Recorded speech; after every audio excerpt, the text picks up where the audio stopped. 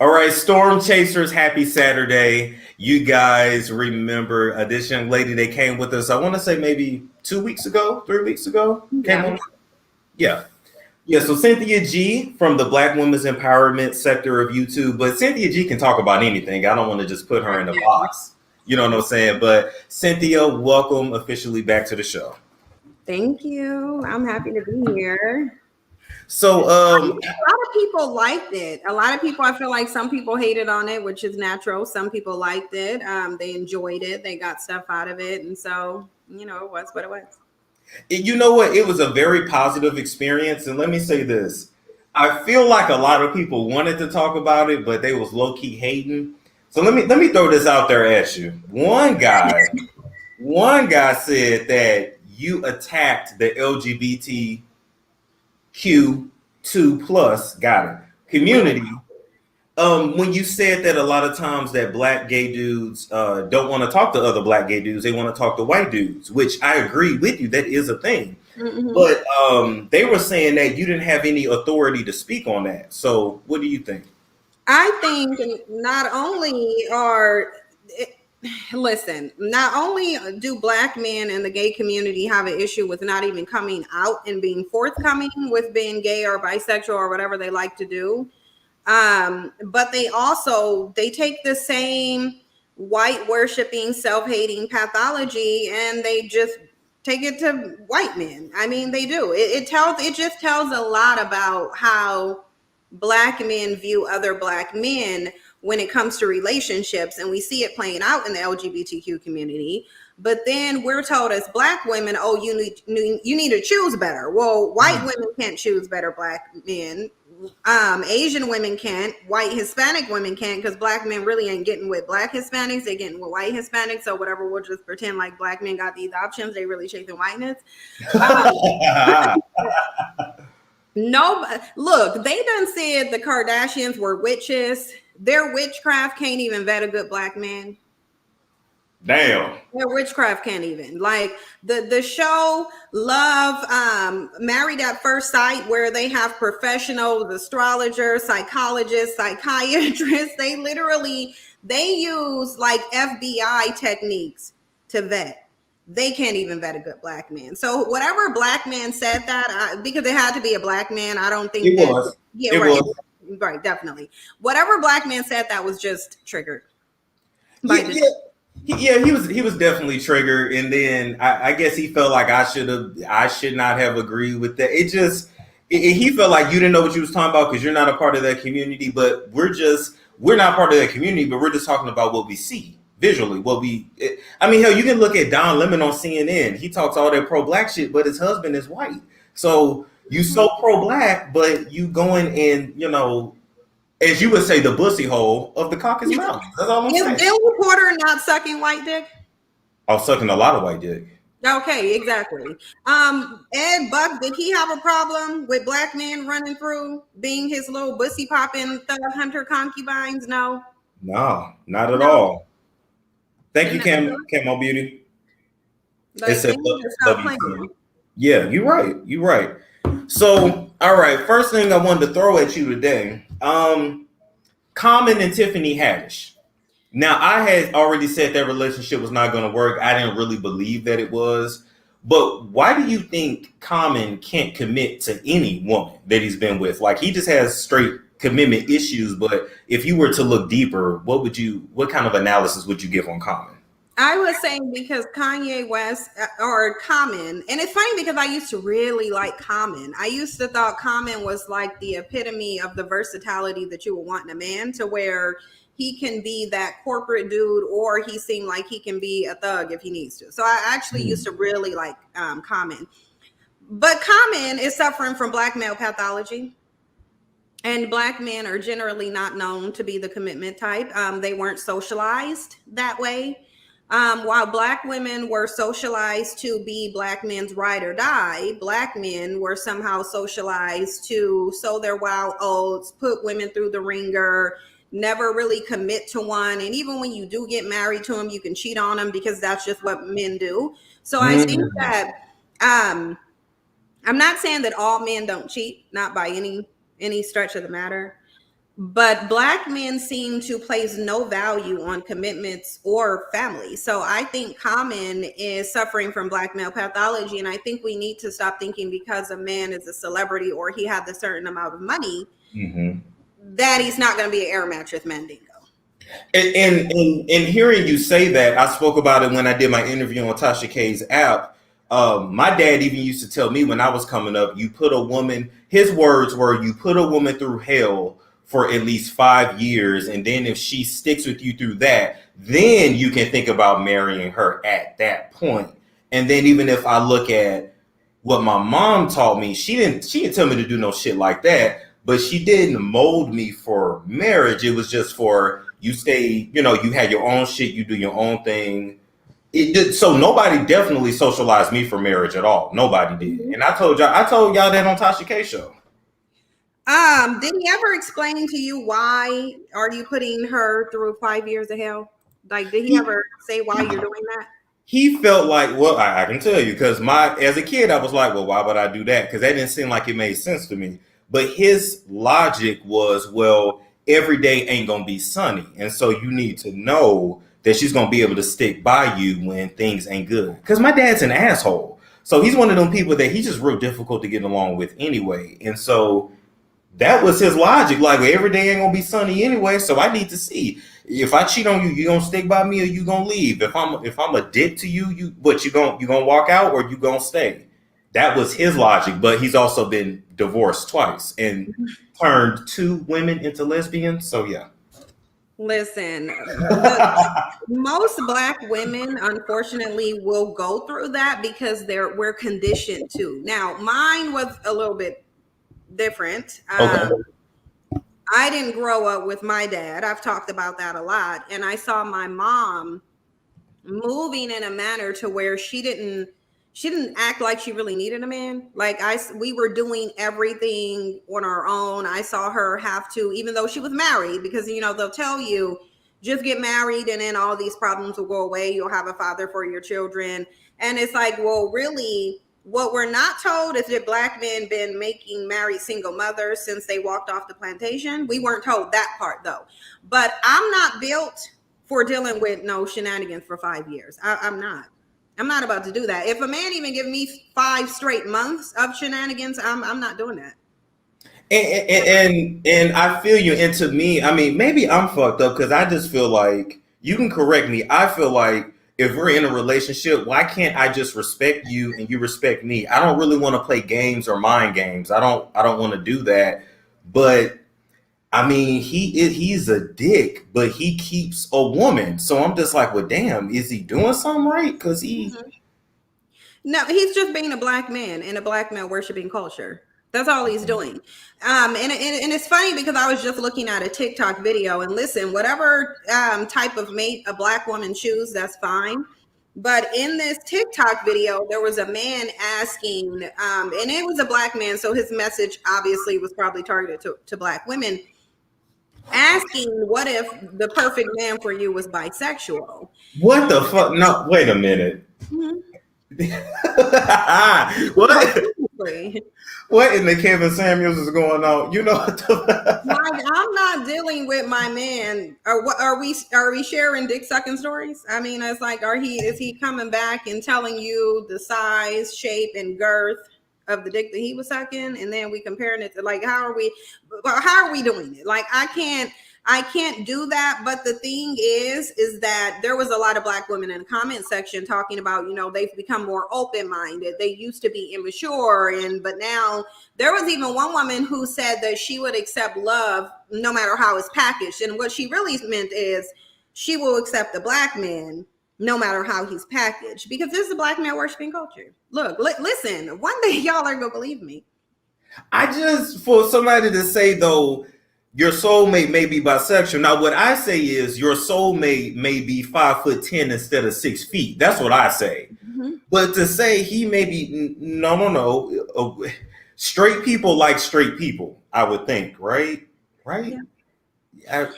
Well, the thing is, black men being so-called closet bisexual is the leading cause of HIV for black women. So I feel like The fact that this is even promoted and accepted by Black women is telling me quite a bit. It's telling me that Black women are desperate. They just want a Black man. And it's telling me that Black men, rather than changing and standing in their truth and being honest, they're trying to find all these backdoor ways to get Black women to accept whatever they come with. And it's working because most Black women do. They don't really care about how the Black man is packaged. Many of them will say it. They don't care how many problems he comes with, baby mamas, cheating. They'll take him however. Yeah. I mean, I have seen some of that as well. And I've even talked about on my channel how I had to tell the women that watch me, like, look, niggas will use you too, right? Like all that adoption shit, surrogacy shit is expensive. And so if a dude know that he really gay for real, he'll marry you and get with you just to have some kids. Like dudes do that too. He know he ain't really trying to end up with you long term. He gonna leave you, but he wants that part of his life as well. So it's fucked up the way it is. People just it really is, and it shows you how either there's so many Black men who are closet LGBTQ, or they don't care if Kevin Samuels is gay because they want to suck his dick. He said his dick is big, so he did. He got inches. So I remember. Wait, did he give measurements, or are you talking about that clip? Yeah, that clip when he said he knows he got a, and look, he probably does have a big dick. He's tall and skinny. That's usually how it comes out. You know, the tall, skinny Black dudes usually have inches. He probably do got some inches. But why are you up here asking where the big dick's at though? Damn. Black men don't care who follow him. And I'm telling you, they don't care. Look, this man done had his glitch fall out the bed. He been I don't know what. Look, there's nothing more that this man needs to do. The Black men who are following, they want to suck his dick. Ain't nobody telling me anything different. They want to suck his dick. Well, he said y'all was haters because he said clearly there was somebody that was on the Zoom call. With the glitch? That's what he said. Yeah, no, because listen, he can say that to non-content creators, but look, on StreamYards, can you not see who's coming in before you let them in? Sure can. I can see it right here below you. On Zoom, I can see who's trying to come in before they come in. So there's no this person snuck into my queue and I accidentally put them on there. This was your glitch laying in your bed with no headboard and footboard. Like Kevin knows what's real. He got him an air mattress Mandingo too. I'm so fucking done. Let me ask you your opinion on this since we keeping it real tonight. Let's dig a little deeper. Do you think people that are gay, is that were they born that way or are they conditioned to be that way? I don't think they're born that way. I think it's their choice and I respect their choice, but I just don't think that they're born. Where is the gay gene? Where's that? Oh shit, I'm finna get some hate mail over this, but I love it though. But the thing is, it doesn't matter if it's their choice. It's their choice. I don't have a problem with who chooses to live their life. Live your life however you want to live it. But the thing is, if I go cut all my hair off, that's a choice. If I go carpet munch, I'm choosing to engage in that behavior. I just am. I'm choosing to engage in that behavior. And so the bottom line of it is I think it's a choice, but it's their choice. Should they be ostracized and discriminated? No, but it's their choice. I think they should respect other people's choice and other people's opinion, just like we're expected to respect their choice. I hear you. I'm going to have somebody on to explain that believes in the gay gene, or that, I'm just going to have to have somebody on and maybe let folks debate on that. Okay, let's talk about this. You seen NBA YoungBoy talking about he like putting on makeup. I said his pussy might have got popped in jail. You said it might have happened way before jail. So, listen, this goes to a lot of Black men not wanting to stand in their truth. And I don't know if this is because of, generational trauma genetically, because nobody's going to convince me that you spend hundreds of years being bred with certain behaviors and activity and it doesn't get into your gene pool. So I don't know if it's because of that. I don't know if it's because of Black men's position in society and even within this community where they're comfortable being in the role of a woman. Okay. But the bottom line of it is there's too many of them who do not want to live their truth. If you, as a man, want to go suck dick and you like women too, just say that. Don't sit up here and say you wearing makeup because you want to feel like a rock star. No, you want to feel like a white man or a white woman. It's just that simple. And somebody probably ran his pussy in jail. Somebody probably did. Somebody had him bending over and grabbing his ankles. No, man. Because I'm trying to, like, when I heard him say it in the way he said it, I was like, what? And he said, I just like to look in the mirror and see all black. So you want to cover yourself up, so you're hiding something, so you're hiding trauma, so you're hiding, basically. You only feel like yourself when you don't look like yourself. Okay. And next he's gonna be saying he liked to wear panties and lace lingerie and all of it. He's gonna eventually come out and talk about how he liked doing that too. It's just look, I think Black men are struggling with a lot of different psychological ailments. And I think that because we live in this Black male worshiping culture, it's never talked about. Like, and it's interesting because whenever we think about slavery or Jim Crow, we think about Black men and their experience with it, but we never think about what that experience has done to them psychologically. We see these different manifestations, but all we hear is speak life into him and uplift the Black man and do this. Like, no, get Black men a psychiatrist. Get them some counseling and promote them getting mental health evaluations. Like that's what they need. I hear you, definitely. I mean, matter of fact, I don't think I've met any Black man that didn't need therapy. I've benefited greatly from it the last 11, 10 months. I'm just saying, like, fuck.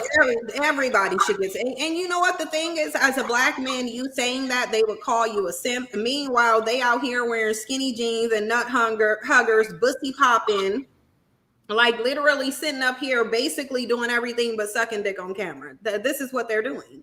And so it's like you can sit there and call the next man a simp because he's dealing with his psychological health, which you should treat your mental health the way you treat your physical health. You should be getting it checked out. But a lot of Black people, Black men especially, don't do that either. But it's like, look, y'all need to really be sitting up and getting some psychological evaluations. I agree, because one thing I realized a few years ago that I never wanted to be was that, 45-year-old man, 50-year-old man, let's just say like Kevin Hart or many other ones that we see, and you're a grown man, you got gray hair and shit, but you fucking immature. It's like you hear them speak, and like you'll hear Kevin Hart say, oh, I cheated on my wife because I didn't have my boys there to slap me in the head and tell me not to do it. Like, what? Like, how old are you? Like, just say you like fucking hoes. Like, it's the lack of maturity. And I wanted to make sure I was headed down that path, to make sure I don't end up like that. So that's one of my reasons for therapy that I recommend it. The growth is stunted to a degree to where I think basic man instincts are not in Black men. And I don't know if this was created by the process of selective breeding, which some people have speculated that on those breeding farms they were trying to breed in more. Oh no. I know you couldn't see that, but that's a gnat. A spider. Oh shoot! It was really right here. I saw it dangling right here in my face. Yeah. So we could just crush that in that thing. But no, I suspect that a lot of man instincts was beaten and bred out of Black men, by way of everything that went on the plantation, because it is the instinct of males to do certain things. And we know because you can observe every species of male, even non-human. Like, see, what a lot of them will say, and these tend to be the ones that are supposedly conscious, they will say, oh, well, this is the white man's concept of manhood. No, manhood is not determined by white men. It's by observing male species. That is what it's observing what are all the commonalities of what all male species are doing.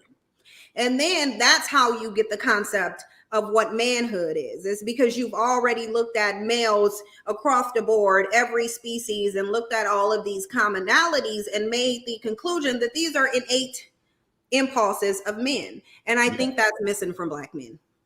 I agree. We don't know. We don't even know what really we should be doing as men and what we shouldn't be doing. Because if I go with what I see other Black men doing, then I'd be on the stoop. I'd be drinking a 40, or I'd be I'd just be out here tripping. So it's like, okay, you want the right idea of manhood as well. So it's.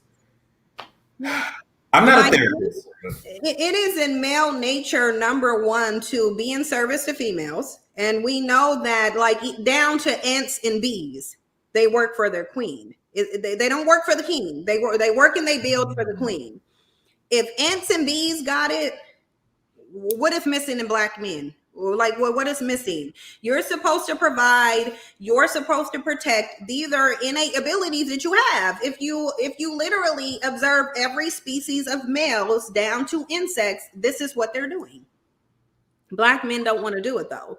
Don't put Black men in that category. Black men are doing better. Some are. I'm one that's trying to do better. I'm not saying all. Damn, I don't want to keep having to explain it. That I'm not saying all. I don't want to have to keep explaining that either, because listen, like, people can put those messages and talk about outliers, but let's just be honest. Would the condition of the Black community be the way that it is if the majority were good Black men? It wouldn't. Because when they say that, they don't understand how bad that makes Black men look. So you mean to tell me the majority of Black men are good, but this is a condition of our community? So you're letting the minority of Black men run smooth amok and destroy your communities.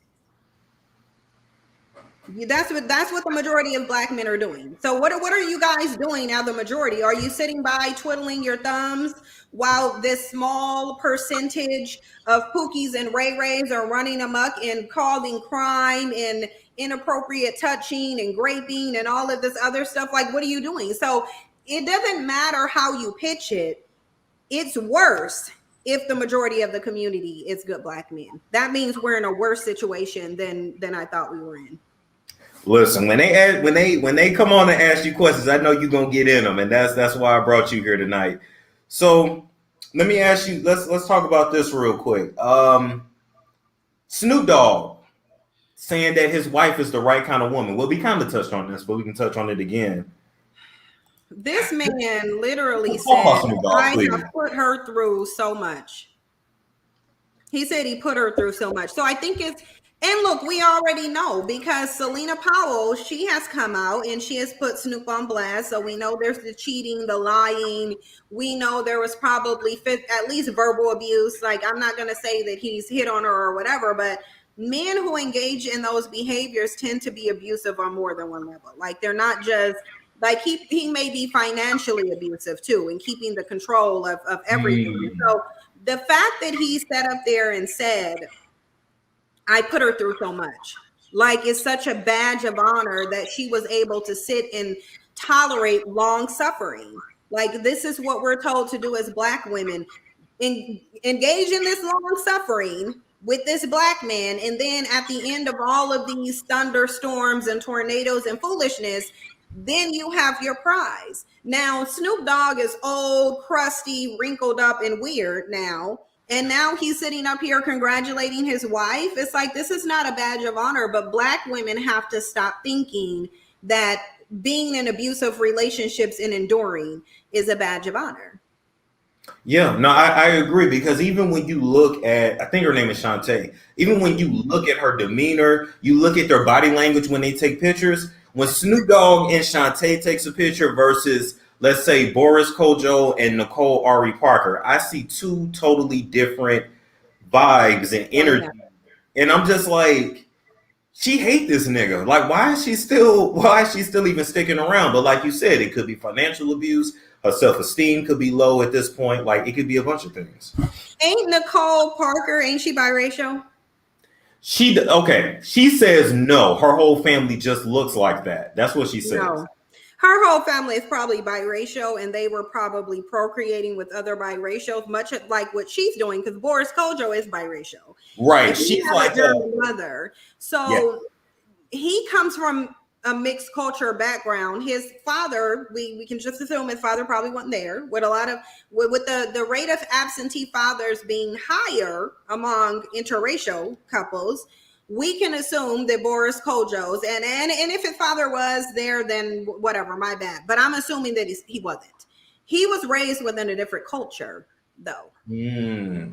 That's the thing with biracial people. They're most of them are being raised by single mothers or the grandparents of the single white mother. So it's a different culture. Nicole doesn't seem like she is playing with Boris Kojo.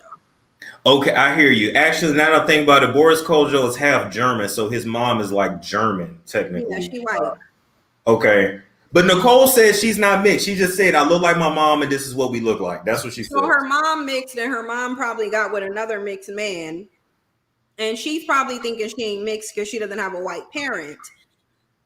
But she's still mixed. And you can look at her and see. Yeah. Yeah, she's still mixed.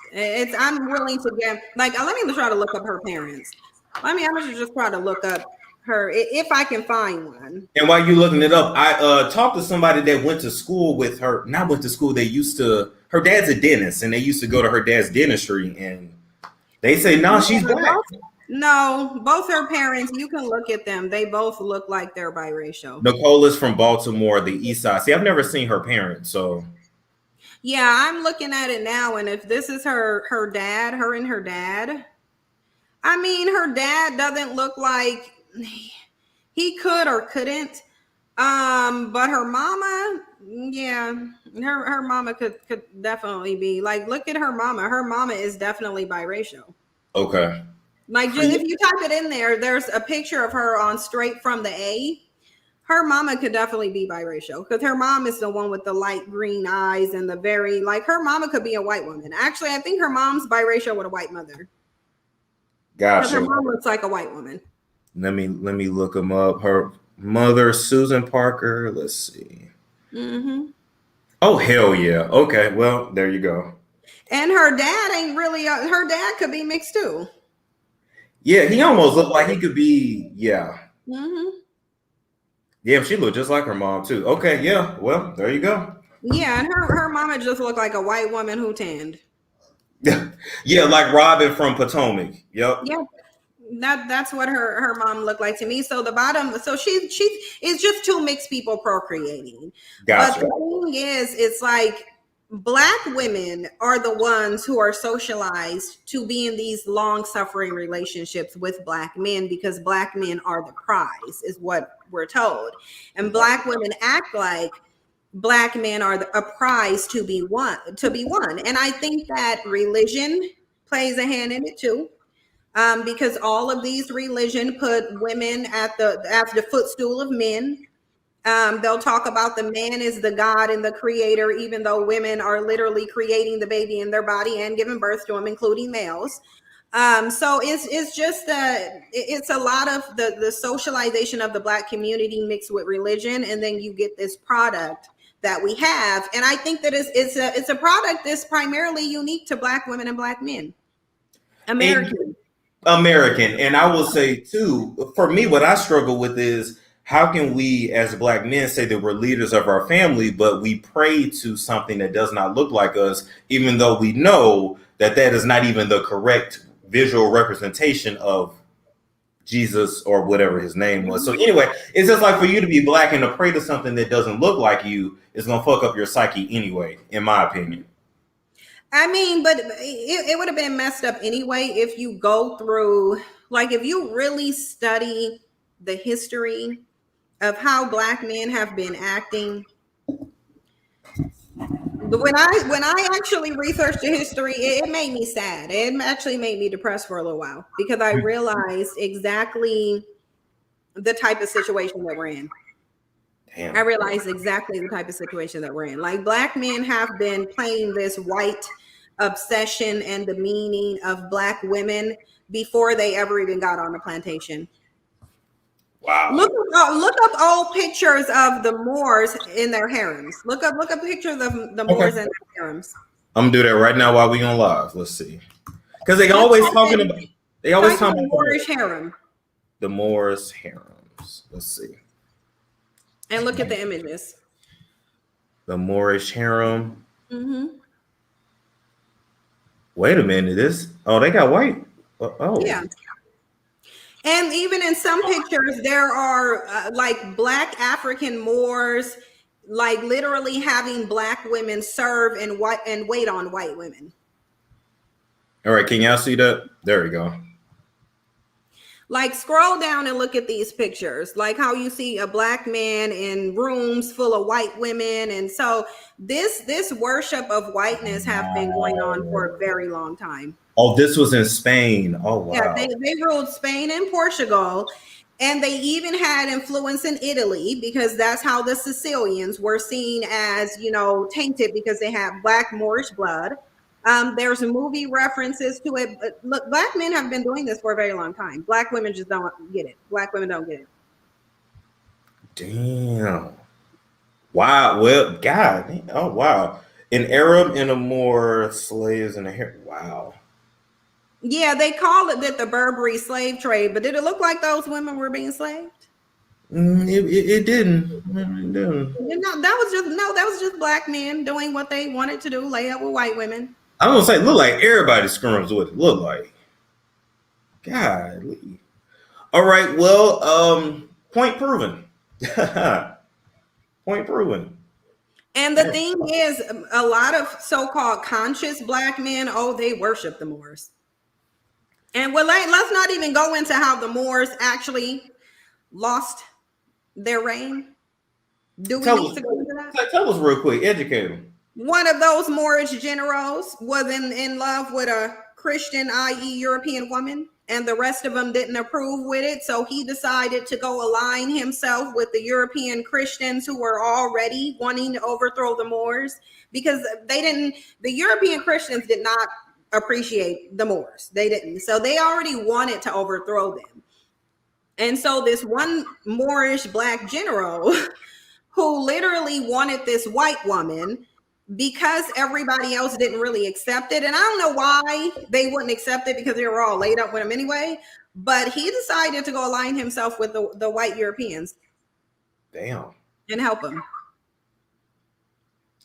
Damn. So then that would be why somebody like Nick Cannon, and we can talk about that next, who called himself a Moor, then he called himself a Jew, then he called us. He's very confused on what he wants to be.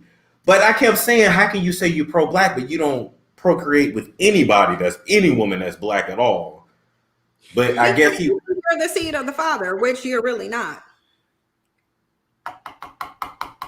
There's a ignorance to actual biology that Black men have. They don't really understand how biology works. You are the seed of your mother, not your father. So all he's doing is creating children with white women who are passing on their white female mitochondrial DNA that a man cannot pass down. It doesn't matter what race he is. Like all of the genetic memory is not in a man's nut sack. It's in the woman's mitochondria. Yeah, in the mitochondria. Yeah, it actually is. Yeah.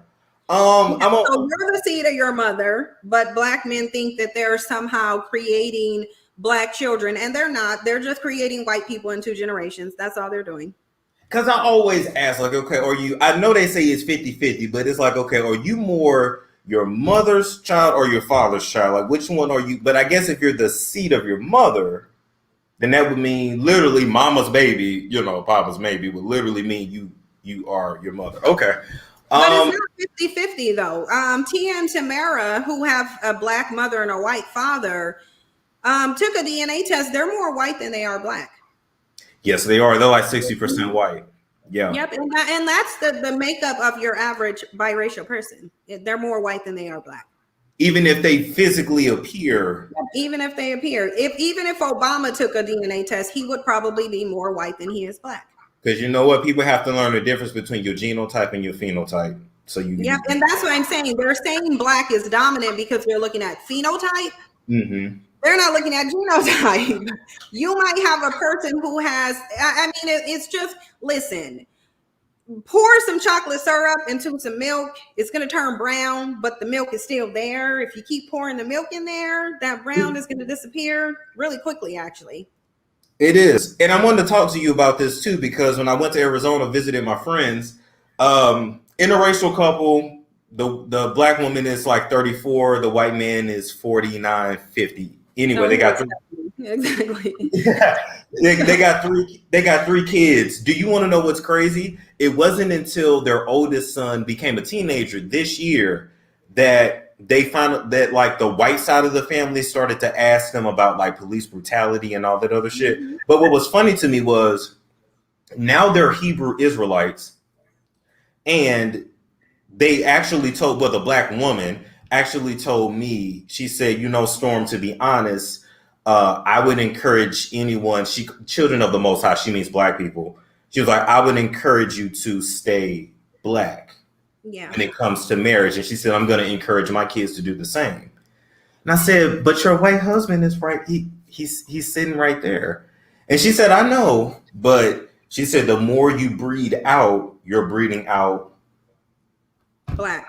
Yeah. And I'm just like, so I'm hearing, and I know another interracial couple that have also said, oh, we're going to encourage you to marry black.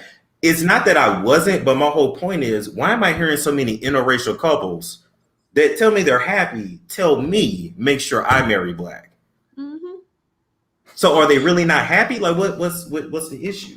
Well, the thing of it is I think that a lot of people who have biracial children, I think black people, because listen, white people are not confused. They wrote the blueprint on how to breed out a black person. They're not confused. They definitely don't think you're the seed of the father. Make no mistake, they're not worried or concerned at all about black men breeding them out. It's never happened. It's never going to happen. They are the ones who have systematically bred black populations into whiteness. But I think there's a level of cognitive dissonance that happens when a black person has a biracial child, because they are told that their black is dominant, and whatever, it doesn't matter who you create a child with, they're still black. I think they have a certain level of cognitive dissonance when they see their child and their child is looking less black, because a biracial person still looks less black than their parent. They don't come out looking just as black as their parent. They look less black. Yeah. And I think that they have a cognitive dissonance when they see that straight or that curly hair and the light skin, and some of their children having blue and green eyes. I think they have a sense of cognitive dissonance. They're like, okay, my child is black, but it's looking real white over here. These biracial babies are looking more and more white. They're looking more and more white. But you're right, because even when I look at their three kids look Hispanic. Like if you saw them, you would think they were Hispanic. Like you wouldn't, you know, which Hispanics are, you know, that's a whole nother right. story. I was gonna say, what are the Hispanic person? Hispanics look like not a mixed white person for the most part. Unless you have the Afro Latinos, and then white Hispanics don't even see the black Hispanics as the same. They just see them as a black person. Very true. That's very, very true. It was just interesting to me. And even as I was talking to her husband, my friend as well, and he's a 50-year-old white man, and he said, you know, Storm, my life has been pretty easy. Like, he's like, I never had to think about shit with the police and this, that, and a third. And he never even thought about it until his son turned 13 this year and grew 5 inches. And he's like, oh, like, damn, you look like a black man. And he doesn't, but it made me think. So it's like, wow, are these interracial relationships not working out? I don't know. Anyway, I think that when it comes to interracial unions, black men specifically are very delusional. I think they're very delusional in terms of what's actually going on, because they think that they're breeding out the white population, and they're not. You're breeding yourself out. That's all that you're doing. You're not. I don't know why they would think that white men would even allow them to have sexual access to their women if they feared you breeding them out.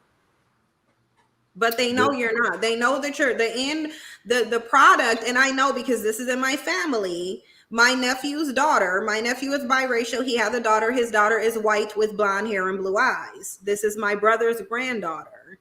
So I see this happening, and this is happening mostly with black men's biracial children, because they hate their black side. They're inheriting the self-hatred that their father brought to them. I'm glad you said that. That's what they said to me too. They said that purposely breeding your black out is a work of the enemy. Mm-hmm. That's what they believe. And I was like, and I'm just looking at them as they're telling me, like, I ain't seeing you wrong and you got the biblical, whatever. Okay, cool. But damn, that's honest as fuck. Okay. Let's move on. Tell me what you think about Kanye wanting Kim back now that she filed to be legally single. Look, black men been chasing white women for like hundreds of years now, and I don't think that if we include the Moors, we can put thousands of years now, and I don't think that they're going to stop. I think Kanye West is going out bad. He's looking silly. He running around here wearing a mask of a white man. He's chasing after this woman who don't want him. I think, again, Kanye West is an example of black male mental health going unchecked. Like he just looks he looks foolish. And the fact that you have a bunch of people out here talking, like, where is the genius? Where is it? Where is the pride? This woman don't want you, while you out here doing songs talking about asking Kim Kardashian to run back to you. She out here trying to get herself declared legally single and talking about having a baby with this white man. Like, what part of you are a stepping stone, the come up man, do you not understand? But I think black men have really convinced themselves that these white women love them. And it's like they don't. You're a lick, you're a sucker, you're being licked accordingly. It just is what it is. It is what it is. And my thing is, too, like I said I might have said on one of my videos, my thing is, no, sir, you said that family was racist.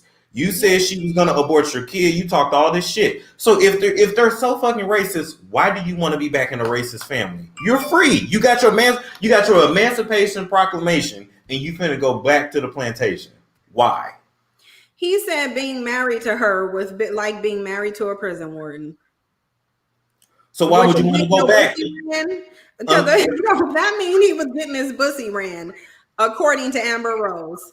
According to Amber Rose, Kanye liked things stuck up his little pussy. Well, she said 2 fingers. So 2 fingers. Kanye out here like a whole broken buck is what he is. He's a broken buck. And Tristan will not be right. Tristan will be following right behind him, because if they really feel like the Kardashians are witches, you best believe that mom about to put some root on Tristan. I'm surprised she hasn't already. So I can, I can't tell y'all how I know this information, but this what I'll tell y'all. I don't know if it's roots. I don't know what Kris Jenner does. So just follow me, my conspiracy people. So I heard through through the grapevine, basically, what they may or may not do is put people's spirits or energies into gin jars. And so basically, Gin, DJINN. So basically what they do is, once you get involved with them, and especially after you have sex with one of them, they just basically fuck up your life if you ever leave them. Yeah, and so everybody knows what a gin is, or if you've researched it or looked into it, yeah. And it ain't just, the lovers, it's hairstylists, it's ex-employees. Like, if you get on their bad side, it's gonna take a lot of energy work to undo what they put on you. So just keep that in mind. All right. Yeah, Tristan is about to get I'm sure the mom, she got something for him.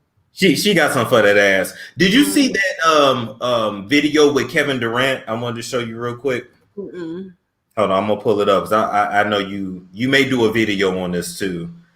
One thing in the comment section talking about Cardi B. No, she ain't black. I don't care how much she say she black. But y'all can't look at her parents.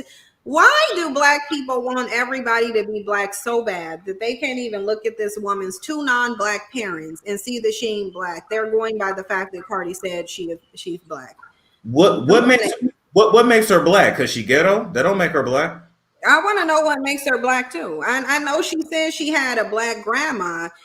She ain't even biracial. She's a mixed white woman. She's not a biracial. She's a woman of limited color at best.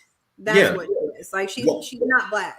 What? Because she got an afro? Is that why they saying that? Because she got an afro? She's not black. That woman's daddy ain't Haitian, and Haitian ain't no race. And I guarantee you, if you put him in Haiti with those black Africans, no, he ain't Haitian. Y'all need to learn the difference between the plot of land and biology. Haitian is a nationality, it's not a race. So you can have a whole entire white person in Haiti, just like you got a whole bunch of white Dutch people in South Africa calling themselves South African. Charlize Theron is one of them, but she's still a blonde hair, blue-eyed white woman, despite the fact that she's saying that she's an African American. And her ethnicity would be her nationality. She would be an African American. Exactly. But she's still a white woman. Yeah, it's still white woman at the end of the day. Okay, here we go. I can't play the. I saw that. I did see that where he looked like he was trying to grind on that pussy, right? Like why he do that, man, like that? Like get on. It's like I really was like, what's going on here? Like it's like he's saying, stop, not tonight. Yeah, keep bringing him back, and he like, no, I'm gonna take that pussy. That's the whole pussy snatching. That's what that is. He's a booty bandit. Hilarious. And so now, Cynthia, I wanted people to be able to ask you questions, if that's okay. Yeah, because I know last time they really wanted to, and we just didn't have enough time. But if a stalker troll come up here, listen, you can get drilled. But listen, you got free reign to say whatever you want to say. So if you want to cuss them out, go for it. I don't care. Yeah, but that Kevin Durant, that was a whole pussy snatching. That's what that was. I was like, why is he backing up and grinding? It's like, and they tried to say, "No, y'all don't play basketball. You don't understand. That's called little man to him when the other guy is shorter than you." But I'm like, that's called pussy snatching. That's. I mean, the hands was around the waist. I'm like, come on, bro, you gotta get off him now. Come on. Yeah, that was that man and his woman. That's what that was. He was getting this little woman grinding on that pussy. He was getting warmed up. That's what he was doing. He was like, I'm gonna take that bus, and I was like, okay. I'm like, my thing is, you got full meat and on that man's booty cheeks. That ain't cool. That just ain't really cool. The meat just all grind and pressed up, like he was just doing the damn thing. It's just like, dude. Mm-mm. Oh my God! All right, come on, people. They said pin it to the top. God. Y'all follow the link. And where are my moderators? Y'all here for? Yeah, he did look like he had a boy addiction, right? Where was somebody in the comment section said it because I missed it? But yeah, no, he does look like he got a boy addiction. Actually, I thought that was the other basketball player. What's going on? What's going on, Natalia? Hi. How are you guys? Good. Oh, can I ask something about like Beyonce?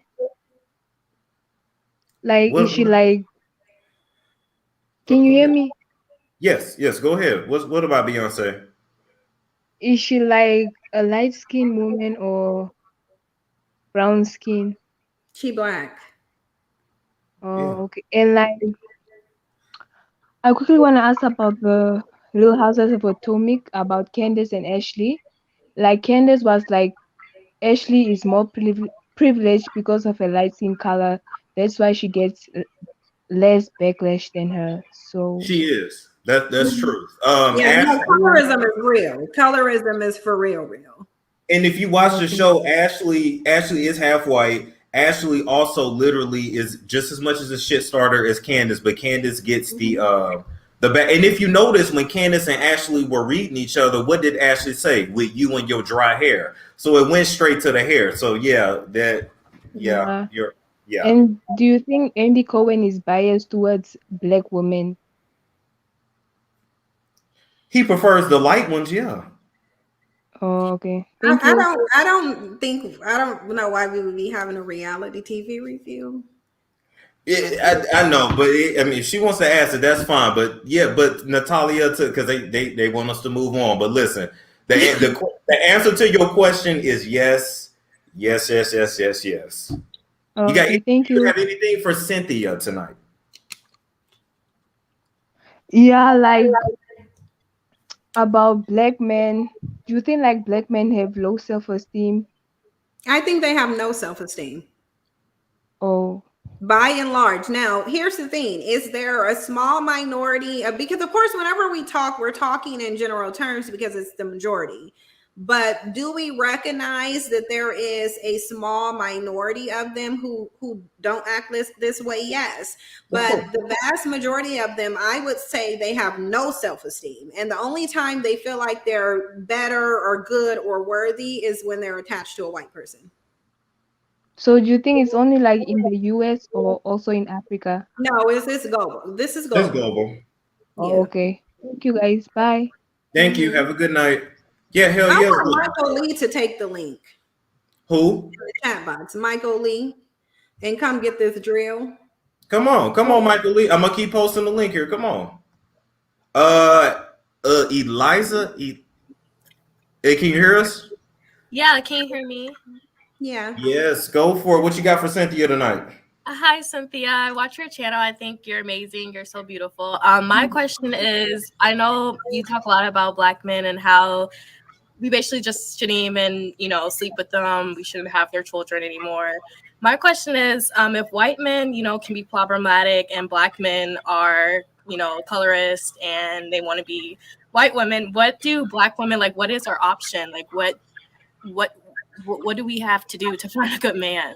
So here's the thing. I didn't say don't sleep with them. Whether you choose to sleep with them or not is your choice, but I think it's unrealistic to tell Black women not to sleep with Black men. I'm not even going to not sleep with them. So I wouldn't ever tell Black women not to do that, because when I have to do my content in reality. And in reality, Black women are still going to deal with Black men. In the majority, they're going to. However, if you choose to not have sex with them, that is your business. If you choose to abort a male child, that is your business. I think you should definitely engage in selective breeding. I think a lot of the dust needs to be cleared out of the gene pool, and that can only be done through Black women's wombs. But here's the answer to your question. All men have problems. It's just about who is the most likely to present those problems to you. And when it comes to who's the most likely to make you a single mother, if you're a Black woman abuse you, if you're a Black woman grape you, if you're a Black woman not marry you, the ones who are most likely to do that are Black men. In addition to the fact that if you marry a Black man, 9 times out of 10, you're not inheriting wealth, you're inheriting poverty. So the thing is, if you're gonna deal with some dustiness, deal with some dustiness that's going to have some benefits too, because everything is pro and cons. The difference is most Black men don't have any benefits to give you. It's just a whole bunch of dust. Wow. Okay. Well, thank you so much. That was great advice. And yeah, I just thank you for everything you do. And I just hope you keep going, and you're amazing. Thank you so much. Thank you. You have a nice night. Let me address something real quick, Cynthia G, because I see somebody that said you're the same as Margaret Sanger, the Planned Parenthood. She's not supporting eugenics. Every woman of every other race and culture understands that you want to give your children the best shot at life, right? You give them the best shot by picking the right. Fuck, if you go to a sperm bank, what are you looking for? You're looking for educated. You're looking for this. You're looking for that. So all Cynthia G is saying is be selective with who you give birth to. If people gonna if people gonna talk shit about you being a single mother, then guess what? I'm not gonna be a single mother. I'm just not even gonna have one. Yeah. Unless I really want to. And it's you know what I find interesting? How is selective breeding any different than Black men saying you need to choose better? It's not. Like it's literally nothing. Y'all have spoken and said choose better, and we listened and said, okay, we're going to do selective breeding. Now, don't get mad when selective breeding means getting most of you out of the gene pool, because y'all are the problematic ones. So I'm not saying anything. Look, you can call it Margaret Sanger, you can call it Hitler, you can call it whatever you want to. But at the end of the day, first of all, selective breeding has been and still is practiced by everybody. Even down to selectively breeding horses and dogs and cats and whatever, designer babies. Selective breeding is commonly used. Like nobody sits there when a celebrity is choosing traits for whether they want a boy or a girl, whether they want blue eyes or whatever, because you can do that now. Whether you can get some sperm of a man who has a high IQ or whatever, nobody's calling those people hateful. So when I say this is best for the Black community to engage in selective breeding, Black women, because you have the wombs, then don't sit up here and call it Margaret Sanger when you sat up there and said we need to choose better anyway. Point blank. Let's move on to some callers here. Nija, can you hear us? Oh, nope. Yeah. All right. Next, divestisbest. Can you hear us? Yes. Can you guys hear me? Yes, ma'am. What you got for Cynthia tonight? Hey, Cyn. I just had a question in regards to Kevin Samuels and the high rate of Black femicide. Do you believe that the rhetoric that Kevin Samuels is spewing has contributed to the high rates of Black women that are dying, especially Black women that are carrying or with child? No. And I'm gonna hop in on that after you, Cynthia. No, I don't, because the high rates of femicide were already happening even in the Black community. We just weren't really seeing it. We weren't studying it. We weren't looking at it. I think that Kevin Samuels and his rhetoric may make men feel more emboldened to do it? Yes. But do I think he's causing the increase? No, because it was already happening, and it was already happening in high levels. Okay, thank you. Thank you, divestisbest. And I want to hop in on this and say something too, because I see a lot of Black men now just regurgitating rhetoric that they hear from someone on YouTube or that they hear from a rapper or hear from whatever. I think that it's so sad that our community is in such shit that we look to entertainers to influence our decision making. I just think it's bad. Every other culture literally has people and leaders they can look to. Your entertainers are not your leaders. People will get on YouTube and tell you anything to make a buck. Please stop taking it's okay to like somebody, it's okay to learn from somebody, but please stop taking an entertainer's word as like gold, because believe me, when the money switches up, they're gonna switch up too. And this is anybody. So I just want to say that. The only thing Kevin Samuels is going to do is, like I said, lead Black men to a prison cell or a coffin. That's the only thing that he's going to do. Or at the very least, he's going to cause a lot more Black men to be single. It just is what it is. Like, you could remove Kevin Samuels completely and the same thing would be happening. Yeah. Stop giving people so much not you, Cindy, but stop giving people so much power. He's just a man. His word don't rule over you. Loretta, you ready? Hi, Cynthia. Hi. I have a question. So I think a lot of, and I have this in my family, I think that our older Black women have a problem with accepting like the Becky and our treasonous men into the household and kind of giving them that safety net. So how do we get our like older moms and our older grandmas to say to stop accepting these Black men into the house and their treasonous, behavior and their white women? Because I hate it. You can't. Older people are set in their ways. So you're not going to get them to change their perspective. And again, the older women are the ones who are passing on the Black male worshiping culture. So it doesn't matter what Black men do. It doesn't matter whether he's treasonous with a woman of no, none of that matters. The job of a Black woman, according to the mindsets of many Black women, is to be that ride or die. It does not matter what he does, how treason he is. They'll just accept his kids and say they Black. Now, when they see those kids, and they see a white person, that's when that's when the reality is going to hit them. Thank you, Cynthia. Thank you, Storm. Thank you. Have a good one now. All right, moving along. Yeah, I think we got to focus on the people that are receptive to learning and growth. But when you're talking about the old generation, they don't give a damn no more. Hate to say it, but damn it, it's true. Nini, you're up. Oh, hello. Hello. What you got for Cynthia tonight? I have a question for her about selective breeding. Sure. I don't know how to articulate myself properly, but I wanted to know that since there's going to be a decline in quality men, would it be helpful if we involved like polygamy? Good question. No. Why are you gonna share a struggle bandit? Like, what's the point of sharing a struggle bandit? Like, that doesn't listen, the only thing polygamy is gonna do is make Black men worse. That's the only thing that's going to do. It's going to make them worse. I don't think Black women should be considering polygamy, because polygamy says, I'm so desperate for a Black man that I will share him.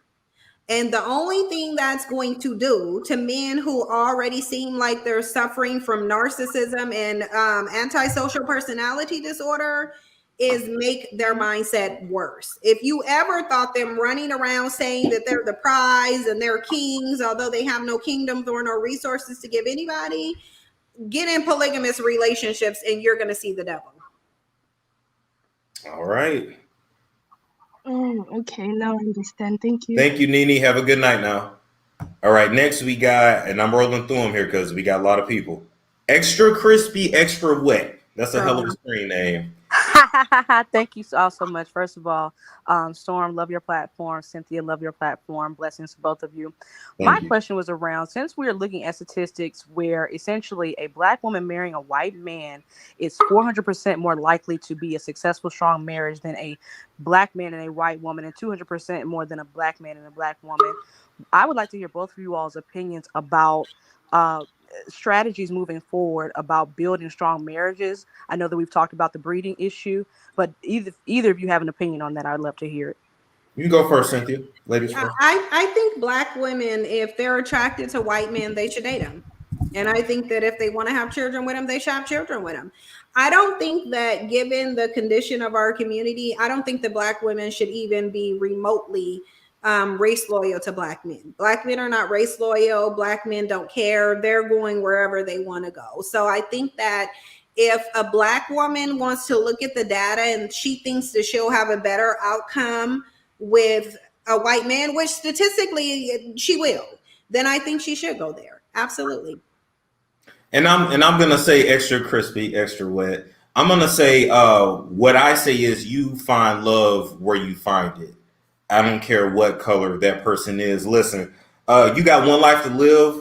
We think we know what happens after. We really don't. But while you're here, you better find love while you can. Especially if people gonna talk shit and say you're gonna die alone anyway. So find love wherever you do. My good friend Nicole, love her to death, but she says no. My soulmate is Black. My soulmate is Black. Point blank.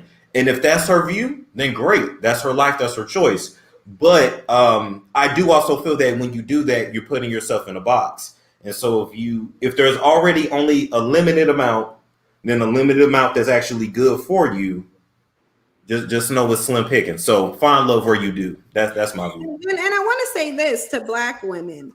It doesn't benefit you or Black men for Black men to not have to compete for you. This is one of the reasons why Black men don't really value Black women. They value other groups of women because they have to compete for them. It's like, again, I keep bringing up the statement that 50 Cent said that a lot of Black women got mad over when he said he liked these so-called exotic women because you can't just get them. You can't just get them. So it will,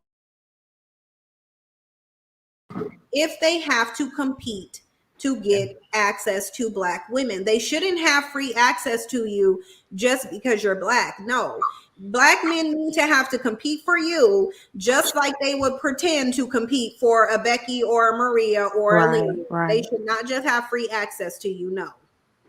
Well, thank you both. We really, really appreciate that. And as a Nigerian, before I jump off, I want to let y'all know Nigerian men and West African men in general are just like American Black men. Yeah, they actually are 10 times worse. That's where they came from. That's where American Black men came from. So no disrespect. And after being not raised by a Nigerian father, let me tell y'all, leave them alone too. But thank you all both. I appreciate it. Wow. Okay. Thank you, Extra Crispy. Extra. Thank you so much. Thank you. And see, I didn't know nothing about that, but wow, she said Nigerian men is the same as American. Well, I mean, that's where did Black American men come from? Where did they take most of, West Africans, Nigeria, that area? So yeah, I have Nigerian DNA. I already know. Rhonda Loves Life, how you doing tonight? Hey, Storm, how you doing? Good. Hi, Cynthia G. Welcome. Listen, you, Cynthia, you are a much needed voice out here. I am middle-aged. Oh, I think I watched one of your videos. Yes, that's me. I think I was going to say, you look familiar. Yeah. I just created my own station a couple of months ago, but I ran across your video, Cynthia, and I'm telling you, I have a daughter that's 18, will be 19, and I have nieces and I have nephews too, but I always worry about young Black females. Being a middle-aged Black woman, I'm not sure if I can reach them like you can.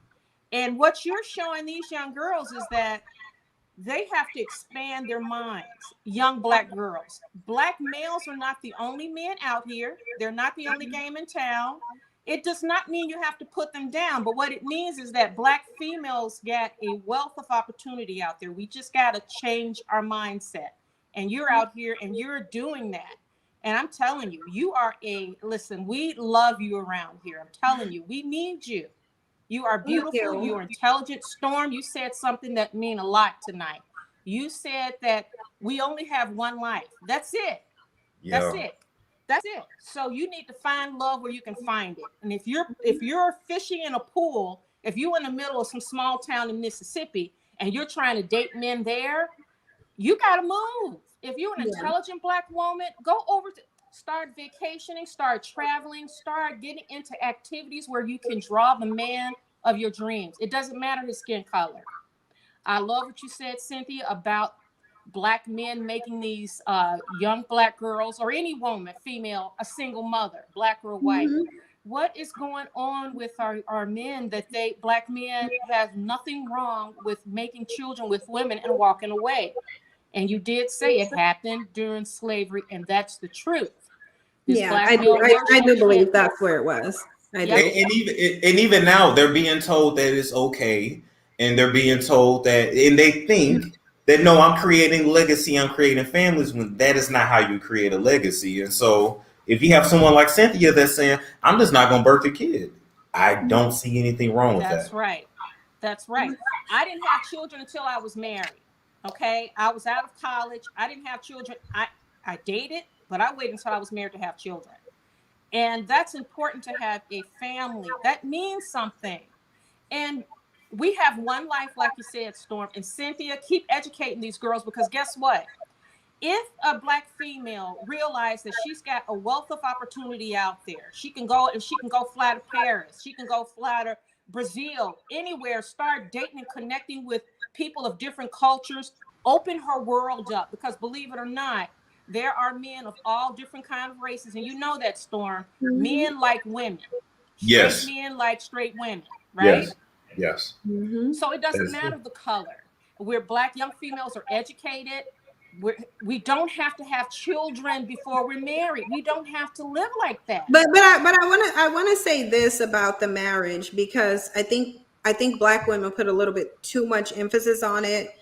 If we do the research, like I get the whole thing, marriage, building families, and that's great.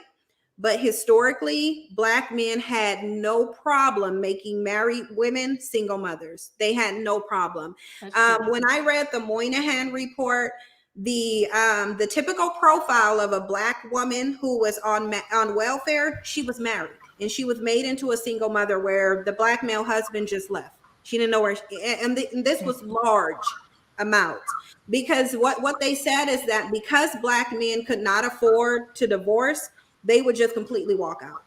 They left a lot of Black, like historically, Black women have been married single mothers. So I get marriage and I get the concept of it, but I think Black women shouldn't put too much stock into it and think that if I just get married, I won't be a single mother, because that hasn't been Black men's pattern. Black men's pattern has been to leave Black women married single mothers. That's Here, let me say one more thing, and I'll let your callers go.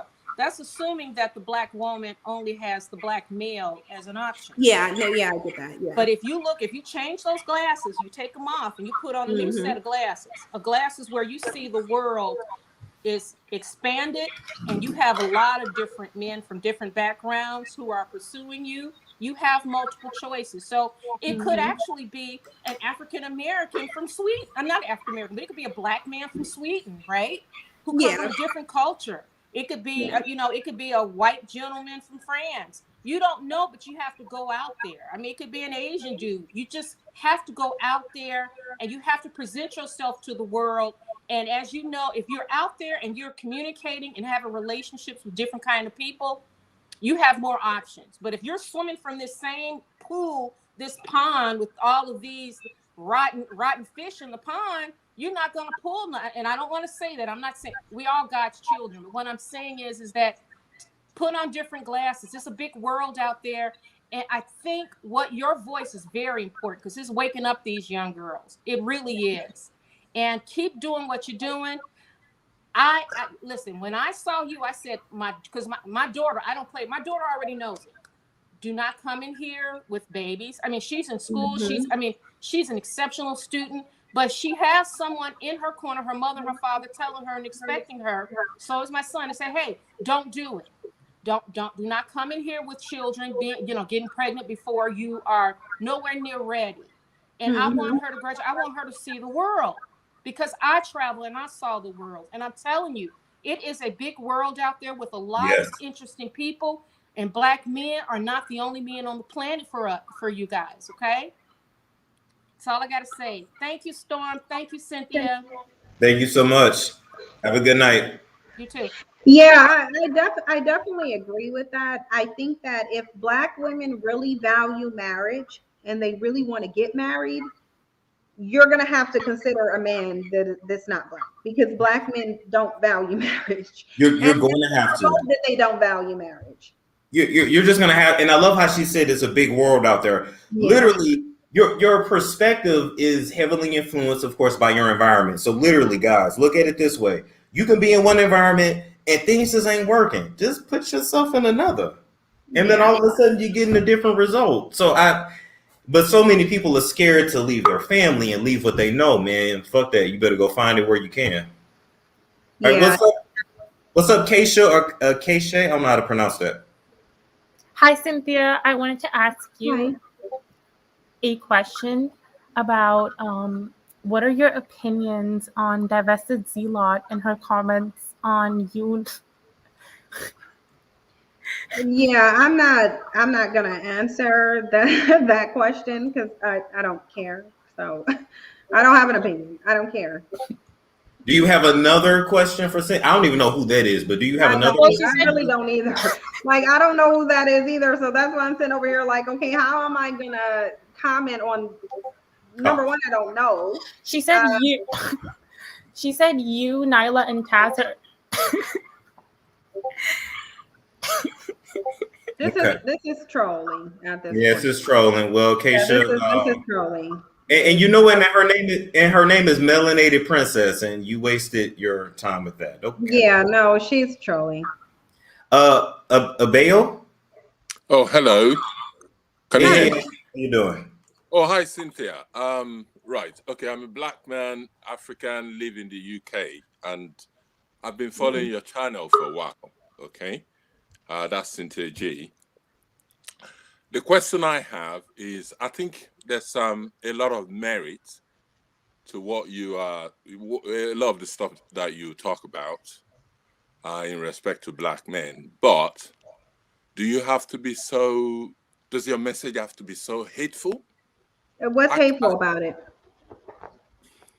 I think the vitriol towards the Black man or towards Black men that comes. Can you give me an example of some vitriol towards Black men? Sorry, say again. Give her some examples of what you're saying. Give her some examples of what she said that you deem to be vitriol or hateful or whatever. Well, I mean, obviously, I mean, we're now trash bag bandits, so that's what we are now. Actually, you're now air mattress mandingos. But a lot of this stuff that you talk about is extremely derogatory. Now, I've been to the US a few times.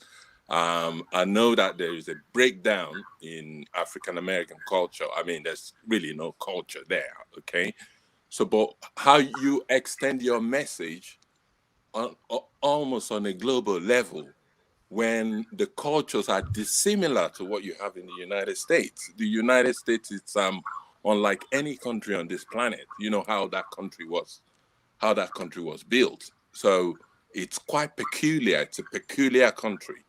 And, you know, you can't, I'm trying to find the right word to use, but you're extending this message like almost like black men are the same on a global level. They are. They are. Absolutely, they are.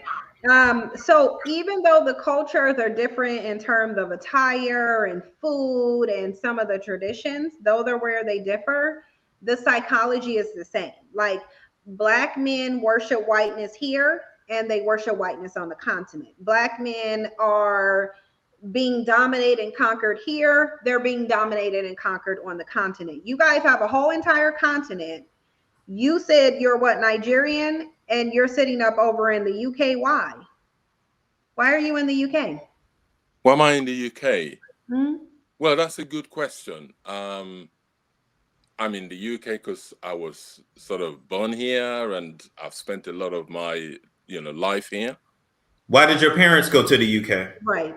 My parents came to the UK to study. And right, to study. Why couldn't they study why couldn't they study back home?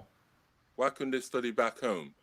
Well, I think at the time, obviously just coming off of colonial, Nigeria was colonized. Let's stop there. Okay, let's pause there. That's conquerization. No, let's pause there. Right, okay. Why is there colonialism on the continent? You're the majority there. Why don't you guys just take control of your continent? Why are you letting people come in and rule your continent? You're the majority. We're the minority here. So actually, you guys are worse. Sorry, was that a question? Well, you guys are worse. The continental Africans are a little worse because you guys are the majority there. We're the minority here. Why are you being conquered? Well, let's look at it this way, right? When I look at black people in general and Africans specifically, we're very different from I think, let's say over the last 300-400 years. No, you're not. You're not different. I mean, our culture. Want me to tell you why you're not different? Here, let me tell you why you're not different. You're not different because the same methods are being used on you that's being used on us. You're not different. You're not different. No, I guess what I'm saying is, we've got to. I think Africans before the Europeans came are very different to Africans after our colonization. But why would they allow? Okay, this is my question though. I believe that's hold on, because I gotta run my show now. Because I got a question for you. This was my psychology and therapy, and my therapist he kind of went over his head. This was my whole thing. If you are the ruler of your land, and you let somebody come in and split up your land and take over it, then you haven't, in a sense, been conquered.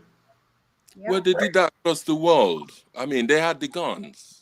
So how do we beat this? So we know where we are, because even if you look at like France, for example, right? The Bank of France is literally backed up by like 14 different countries in Africa. So without Africa, without Africa, France would literally be bankrupted tomorrow. So this is my question. If we know what they had to do in order to oppress us, this is what I asked in therapy. We know what they did to oppress us. Why can't we do the same to get our ish back? Why won't we do it? Okay, it's a fair question. What we need to undo are the structures. This world is run by Western structures. Because you let it be. Well, we can't tear down those structures. You can't now. You can't now because you let it get out of hand. We can begin to. Sorry, I'm sorry to talk over you. We can begin to, but we haven't got the leverage to do it. And how don't you? Why don't you have the leverage? Well, I mean, you're on the most resource-rich continent. How do you not have the leverage? They're taking resources from your continent to build weapons here. Like, why are you being recolonized by Chinese? Well, that's the new wave. Yes. like I So said, what do you mean the ones after are not the same as the ones before? Yeah, they are. If the same thing is happening, they're the same. Let me ask you this question. How much power do Africans have in the UK? In what terms? In general, political, otherwise. How much power and control do Africans have over the UK? It's very limited. It's very little. It's limited to none. Well, very little. Well, maybe non-existent. Yeah. Thank you all. So it's non-existent. Exactly. How much power do the UK have over the continent? They don't have such powers. No, they do. No, they do. No, they have Oh, they do. Influence. Oh, they do. They have enormous amount of power over your continent. And that's the difference. You can't just go make any laws in the UK and say this is how this is going to run.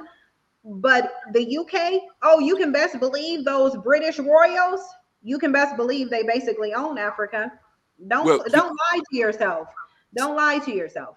You're in the UK because they're allowing you to be. Because where do you think the British, where do you think their riches come from? It comes from Africa. That was the whole point of colonizing, y'all. So my whole thing is this. If you know how they took it, you're going to have to get it back in blood.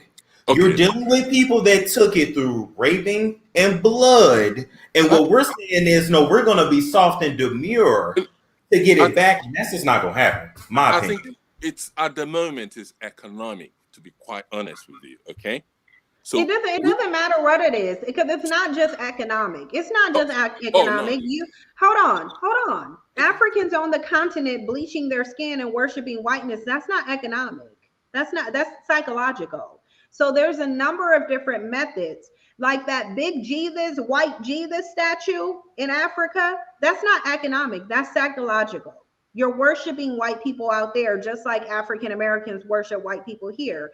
Why would you, as an African, worship a God that doesn't look like you? That is all the relics of the past, okay? No, it's not older relics, because you're not going to tell me that a lot of Nigerians are not Christians. Well, a lot of the continent is Christian. But this conversation about white Jesus, etc., these are beginning to emerge. Okay, and they are gaining. Sir, y'all have been worshiping a white man on a continent, calling him God for a long time. So stop it. Like, we ain't new. We not new. Like, you're not talking to someone who's a dummy. Like, there's no dummies over here. Y'all are worshiping a white man. Stop it. I'm not suggesting that, but I'm saying that we inherited that. Okay. Over the last maybe 3 generations. So why did you say that the ones are different than the ones before? If you inherited it, sound like y'all are the same.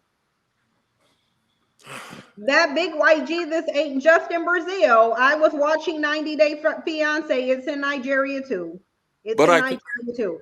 Every time they go to the Nigerian man who was marrying that big fat ugly woman of no color, they showed that big white Jesus statue. It ain't just in Brazil. They got a replica in Nigeria. Stop it. Cynthia G, I do like your messages. Well, I see the merits. I wouldn't say I like it. I see the merits. But you said I was hateful, and you haven't told me what hateful rhetoric that I have. But he didn't like you saying dusty trash bag. I think that's but they are dusty trash bags. They're matched with Mendigos too. That's not going to change. It actually goes beyond that, because you've categorized us the same. You're not making any distinction. We're all the same. I said most of you are the same. I made some distinctions. The ones that are not air mattress mandingos and 3 trash bag carrying struggle bandits, they're not. But let me say something. Okay. And how do I pronounce your name? Because I don't want to butcher. Is it Abayo? Abayo, yeah, that's it. Abayo. Okay, perfect. Thank you. My issue is this. I don't think Cynthia needs to necessarily. I don't think she needs to make it a point of her commentary to say, I'm only speaking to these men here or these men here. I think if her message resonates with you, then it does. And if it doesn't apply, let it fly. But if it didn't apply at all, she wouldn't be able to pull up examples and numerous examples of what she talks about. She wouldn't even have a channel if she'd be talking about something else. So my whole point is, I don't think she needs to say not all, because if you're intelligent, and I'm not saying you're not, I'm sure you are. I'm sure you are. But what I'm saying is if you're intelligent, you know she ain't saying all, but what she's saying is this is an issue that we got to address. And I'm going to use comedy to also get my point across. You got to understand, when you communicate with black people, I ain't trying to be funny. When you communicating with these niggas, you can't be, you know, soft and just, no, you got to, y'all trash bag ass gussies. That's what I'm going to get through. So. Storm, I got it. Like I said. So can I ask you a question, Abayo? Can I ask you a question? Go on. Why do I, as a black woman, have to give black men a disclaimer? Why aren't black men setting themselves apart? Why aren't they shining the light on the differences from the air mattress mandingos and the trash bag bandits? Why are you asking me to do that when the best person to do that is a black man? Do you agree or not? Well, that's true, and I believe that we're already doing that, but we're really? How are you doing that? Let me know so then I can put it into some content. How are you shining light on the difference between the good and the problematic black men? Well, I mean, okay, look, we haven't got a structure in place. I mean, you're not doing it. We haven't got any structure in place, okay? You're not doing it. Can we agree that you're not doing it? You guys are doing nothing. I believe that we're beginning to recognize this problem. And how do we tell that you're beginning to recognize the problem? What does that look like? Black men because we're beginning to recognize the problem. We're beginning to acknowledge it. You guys are talking about black women. That's what. And I'm not saying you, but the only thing that black men are doing is talking about black women being the problem. When you follow, I'm following the conversations in the manosphere or whatever it's called, and you can see they're that talking about black women. There's an element of that, but there's a recognition that there's a concentration of that. It's not an element, it's a concentration. But we're recognizing that some of the critiques, your critiques, are actually factual. Okay. Because they can't dispute them. No, what's making them realize that is their inability to dispute it. They can't be denied. No, they can't be denied. We know that. We know it for a fact. But we're not all trash bag dusties. We're not all useless. We're not. But she never said all though. I know, but that's the way the message comes off. Because the majority of them are that, and that's not my fault. I don't know if that's hold on. I don't know if that's Cynthia's problem. I just feel like if you feel like that, maybe her content just isn't for you. But let me say this about the manosphere, right? Because I watch a few of them over there, right? And what I see is you have a few men in the manosphere that are men, but you got the majority that watch them, honestly, that are just rejects and they're mad at women. I'm just saying, you got a few that I'm like, okay, they're talking about some real shit. But even when they do these call-in shows and the men call in and it's like, oh damn, you weak, that's why women don't like you, or you're this, that's why you have issues with women. Like a lot of them are just lost. So if you can look at the manosphere content and say that all women are bad. They're not saying that. They think the majority of women is bad. So how's it any different than what Cynthia talks about? That's all I'm saying. From like last year, for instance, that would be absolutely correct, almost 100%. But I can see that it's evolving beyond that. It is beginning to evolve, albeit slowly, but it's beginning to evolve. That conversation, the direction of travel in terms of the conversation is beginning to change. So that the emphasis isn't on black women this, black women that. We're beginning to talk about self-improvement, self-advancement, keeping a job, doing all this stuff that we need to do to clean up our manhood.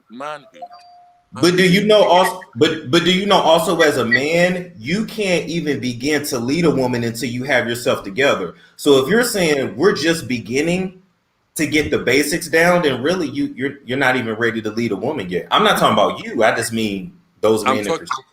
I'm talking about the conversations. Okay, it's beginning to go in that direction. It's not though, but it's not, and I'm going to tell you why it's not.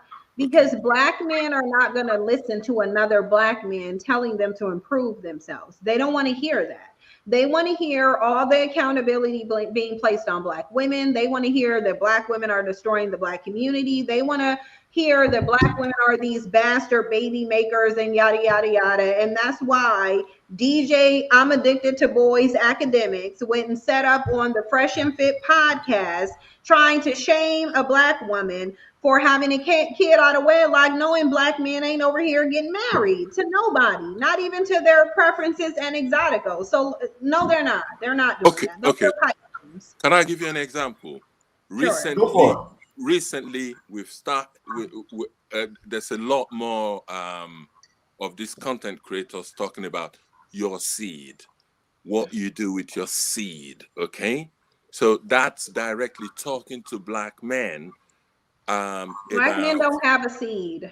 They don't. So if they're still saying that they're saying their semen is seed. That's what they're saying, their semen. But I'm talking about where you put it and where you inject it. We're talking about that. That's the conversation that's. But why are you guys so sex focused? Well, shouldn't you get some resources and some power and some social standing and stop talking about sex so much? I think that's what we're talking about now. If you're talking about where you're putting your seed, you're talking about sex. Well, you don't have no resources for your seed to inherit, though. We do have enormous resources, but they're not. But hold on, before I let you, hold on, before you give us an example of the numerous resources that we have. Hold on, let me say this. Yeah. What if we start teaching men? You don't need to be screwing until you can actually afford a woman. Absolutely. Like no sex until your bank account is at a certain level. Like I was told, like literally, I ain't gonna lie. My mom did tell me you don't need to be fucking until you can afford a child if that was to come from that encounter. I ain't gonna lie, I was told that. So what do you think about that? Absolutely, 100%. Okay. My son is a mechanical engineer. Okay. And before he had his first girlfriend, I told him what he has to attain and achieve, and he followed my directions. Okay, so he had his first girlfriend after graduation. I think he started his first job, and he was already on his career ladder before he did that, and is 30 now, hasn't got a kid, is looking to get married next year. So he's done the right things. I did the same. I'm married. I've got 3 children, 2 grown up, and I've done the right things. But I am concerned for my race and what my race does in general is an issue for me, which is why I'm interested in all these debates and all these talks and so on. Okay. Right, but you're talking about an individual, not a collective group of men. We're interested in what the collective is doing, because collectively Black men are passing down, and this is global, a legacy of dust. It's because we haven't got any structure. Okay. Abeyo, you also have to keep this in mind. You said I taught my son. My wife, the majority of American Black males don't even have their dads. So you're still talking about some shit that's way over their heads. Like, let me tell you, it's something called the window of tolerance, right? You learn this in therapy.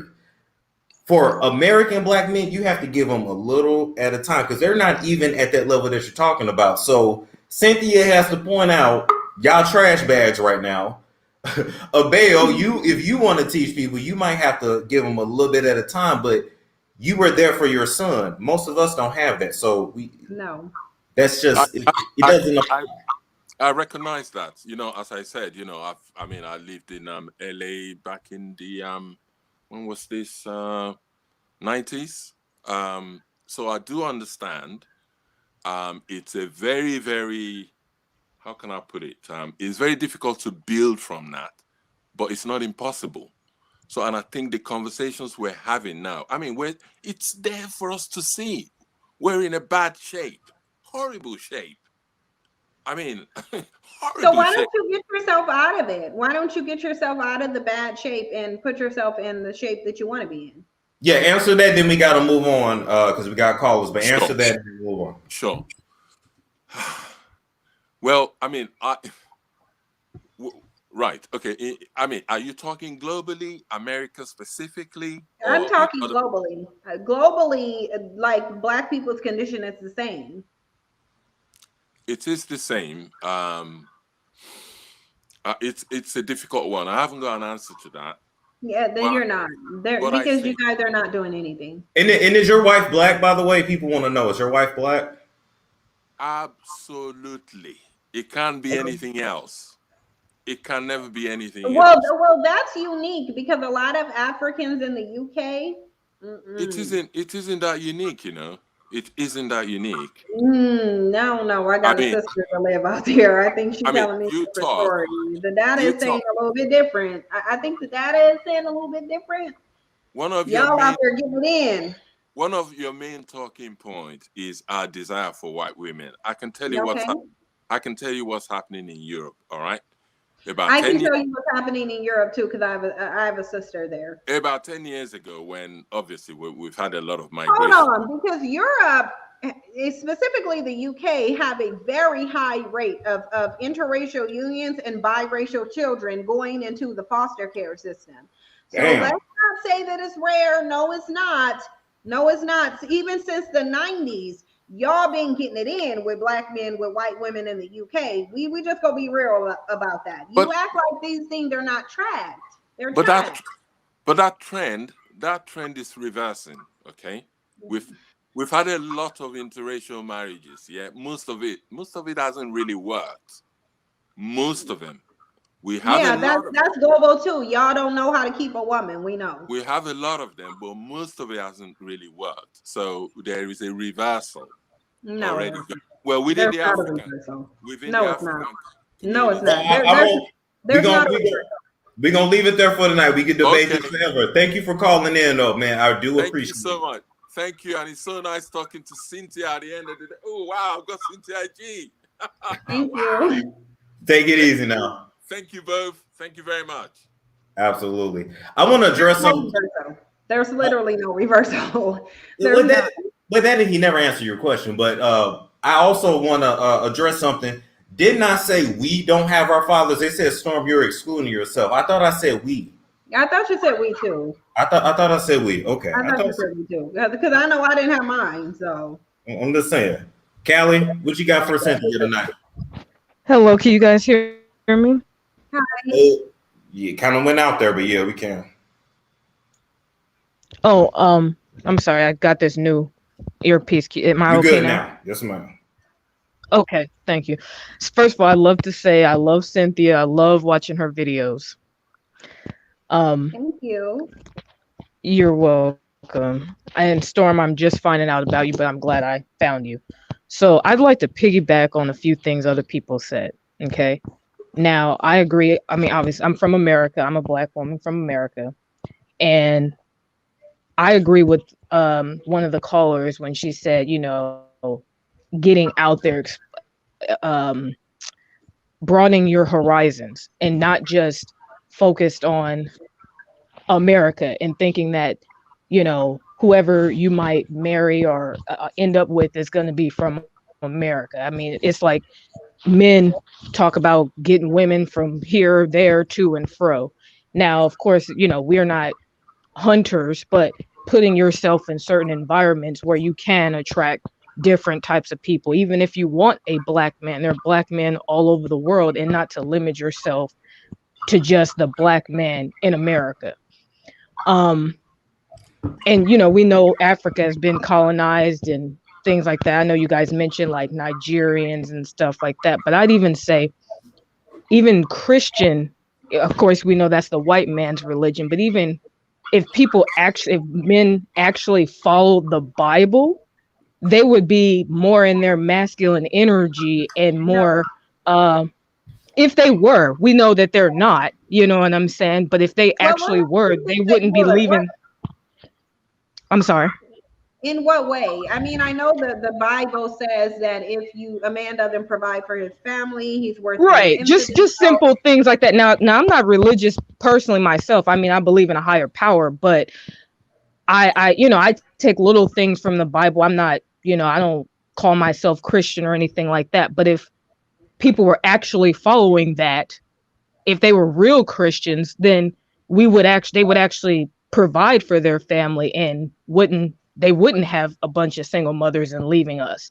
But we know that half the Christians that call themselves Christians be the ones gay in the choir and everything else. So, well, I'll say this: if men follow the Bible, one thing they would know is if you don't leave a legacy, if you don't leave an inheritance, technically you're not a man. Number one.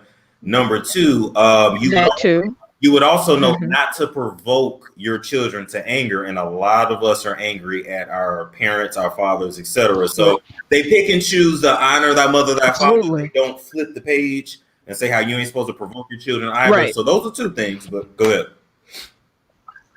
No, I agree. I'm just saying. If they went by the Bible, you would also be sharing it, and you would be beneath men. So they will be providing, but you would still have the same misogyny and abuse, if not more. Okay. Yeah, I mean, you have a point. All I'm saying is definitely not. I think we as Black women should, even if we want. I'm one of those Black women who do prefer a Black man because I want to be with somebody who looks like me. I don't, I mean, that's just my preference, physically speaking, but I definitely would not limit myself to America. You know what I'm saying? Because that's ridiculous. I mean, there's a whole world out there, and at least in other cultures, at least they have the mentality to, they have the masculinity and they have the mentality to provide, to protect, and they don't want you to, talking about 50-50. Go ahead. So let me ask you something. Is providing and protecting to you the only thing that makes a good man?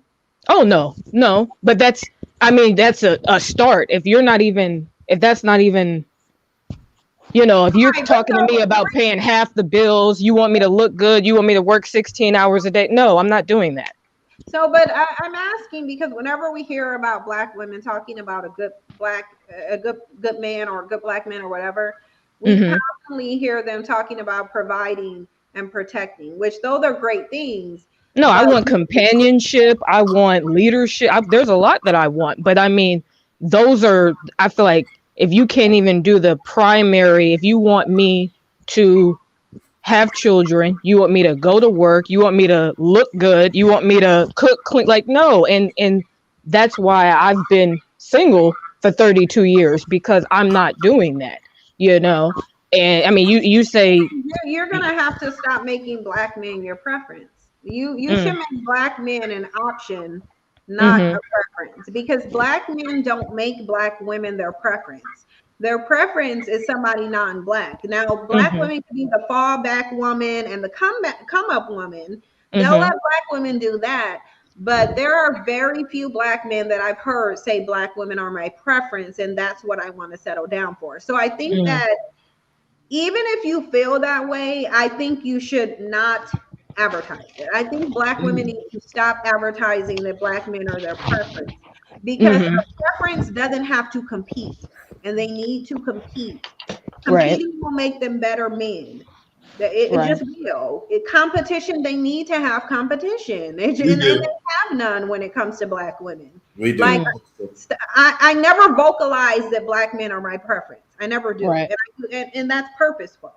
Right. Well, I don't purposely tell them that. I'm saying it now, but I know, public platform in front of 3,000 people. Well, ain't nobody gonna know who the hell I am. I'm but they hear a Black woman saying that Black men is her preference. They don't have to see you. They know you're a Black woman.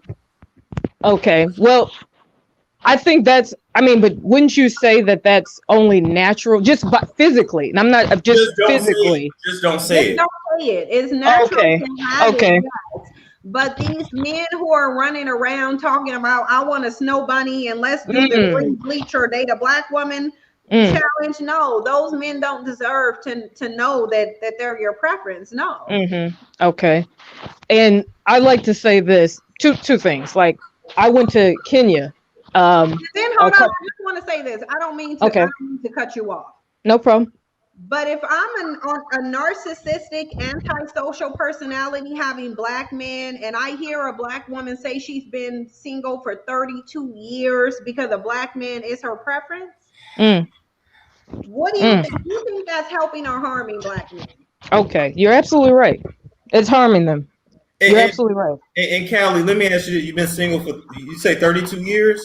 Mm-hmm. Have you been celibate for that long? I'll say something. I've been a step further than that, but I'll tell you why.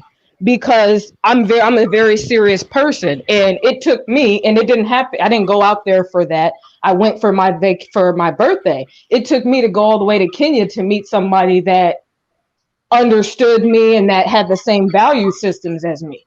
Because you have to. You're doing yourself a disservice. Like, do you know how many other men of other races that you could have got that would have worshipped the ground you walk on and giving you everything that you wanted in the 2 years that you spent there by yourself waiting for a black man? Well, I wasn't waiting. I mean, I get what you're saying. I wasn't sitting there. I lived my life. I traveled. I'm not gonna, I'm not sitting at home rocking back and forth, singing Babyface songs, you know what I'm saying? But I get what you're saying. But what I find funny, and I want to say something about the guy who just called, it's like they talk about where they plant their seed and all that. Women, let's take it a step further. We hear talk about, guys talk about hoes and how many baby daddies somebody has. Women, black women, and I can speak, I'm not going to say everything, but women get made fun of if they don't have experience. So black men are a bunch of goddamn hypocrites. One minute they talk about hoes, but then if a woman is talking about, I want to wait till I'm married, or I'm very serious, I'm not dating a bunch of people, I'm not, then it's like, you ain't got no experience. You get made fun of for that. So it's like niggas alone that feel like that. Absolutely. But I'm just saying it's hilarious when I hear, now where you plant your seed, but you'll have women who don't have no experience, and it's like, what the hell I want with that? You don't know what you're doing. Leave them niggas alone, because there's guys out here that actually likes when you ain't been ran through. It's actually well, yeah, and that's what I'm saying. I feel like I see more of that in other cultures. They appreciate that, but in America, you get made fun of. Ain't no black man, and other races, they might like it, but the average black man in America will make fun of you, will talk shit about you, will say, what do I want with that? The Cali. I've heard men that say, I like my women a little ran through. I'm like, oh shit. Right. But listen though. But then that means that man isn't just for you. Like with me, Cali, I feel insecure about the fact that I didn't have sex for 4 years and now I'm back out here and I feel like I'm like, well, fuck, I can't fuck you like a dude that's been fucking since he was 14. But it maybe it's some women out here that they don't want a dude that's been fucking since he was 14. They don't want a dude with a bunch of kids. They don't want a dude that's been ran through. So if a chick, then that's just not the one for me. Right. See what I'm saying?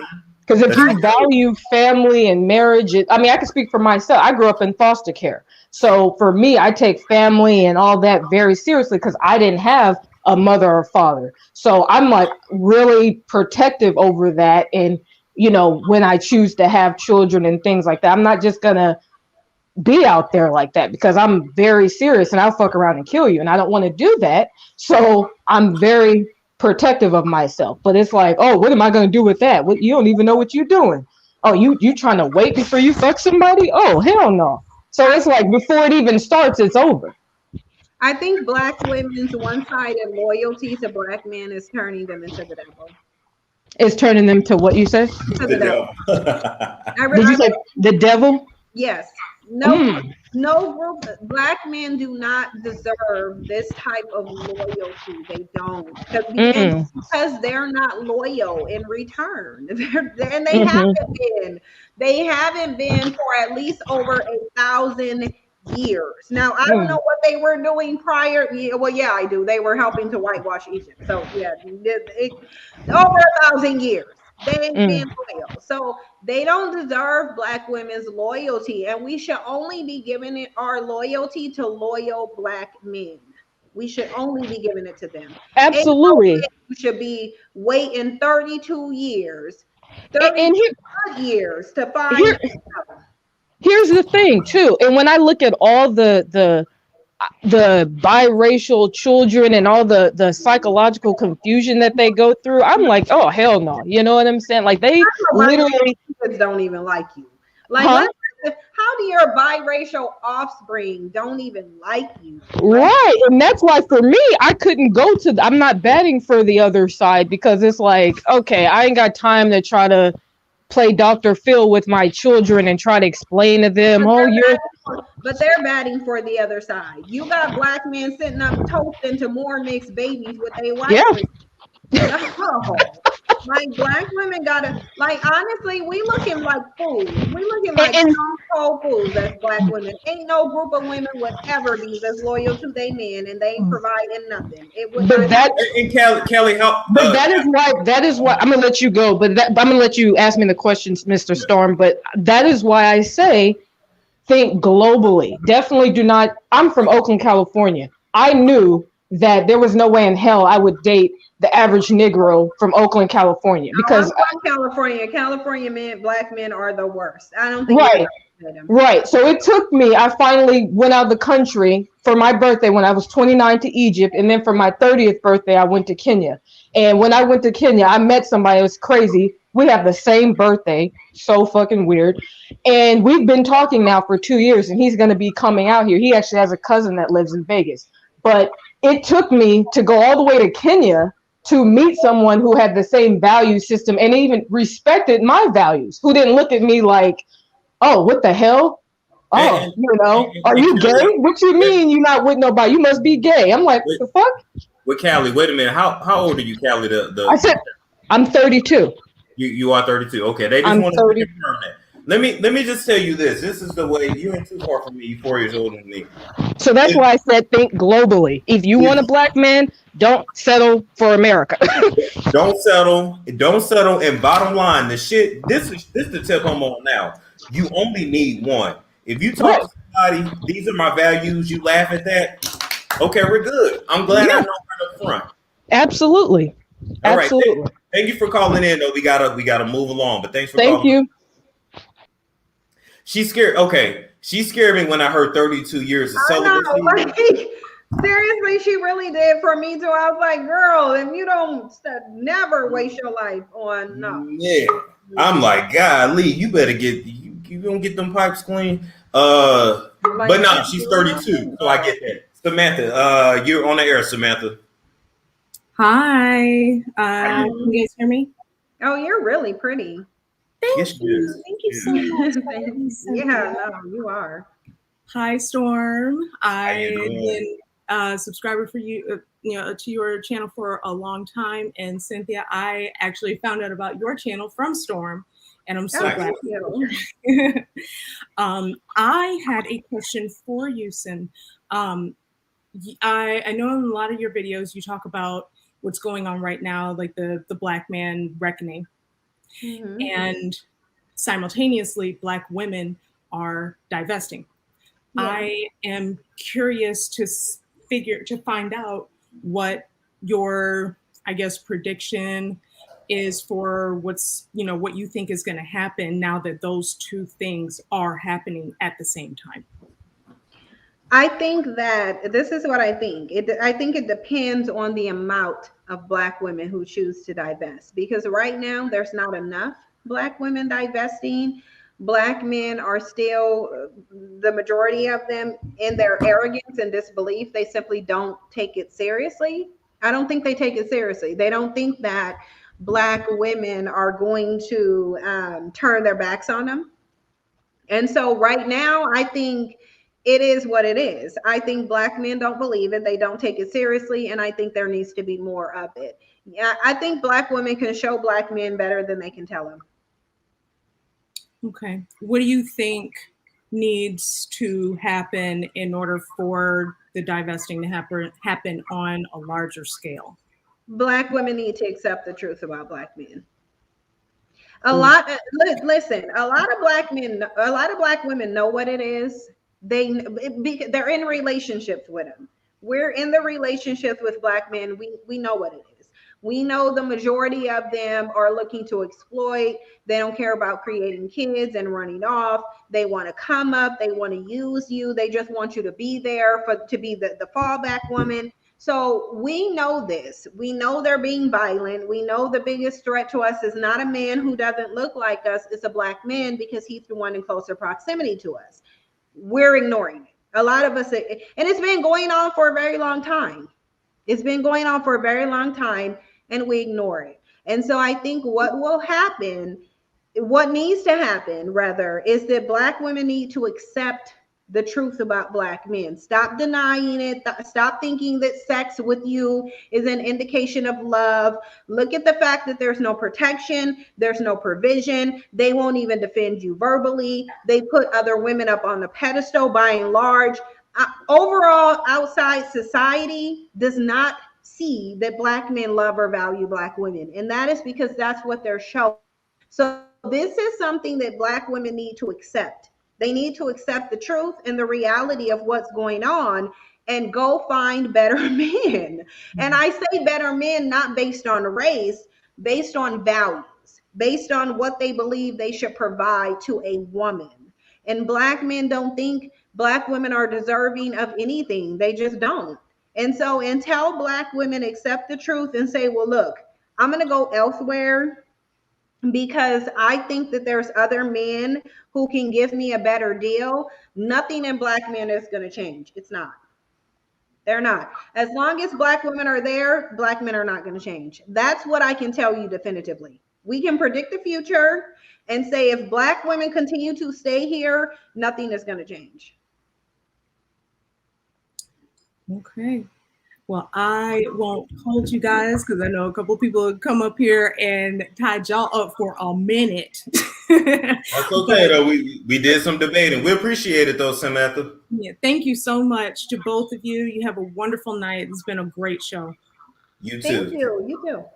Bye-bye. Yeah, I recognize Samantha. She's been on the channel for a while.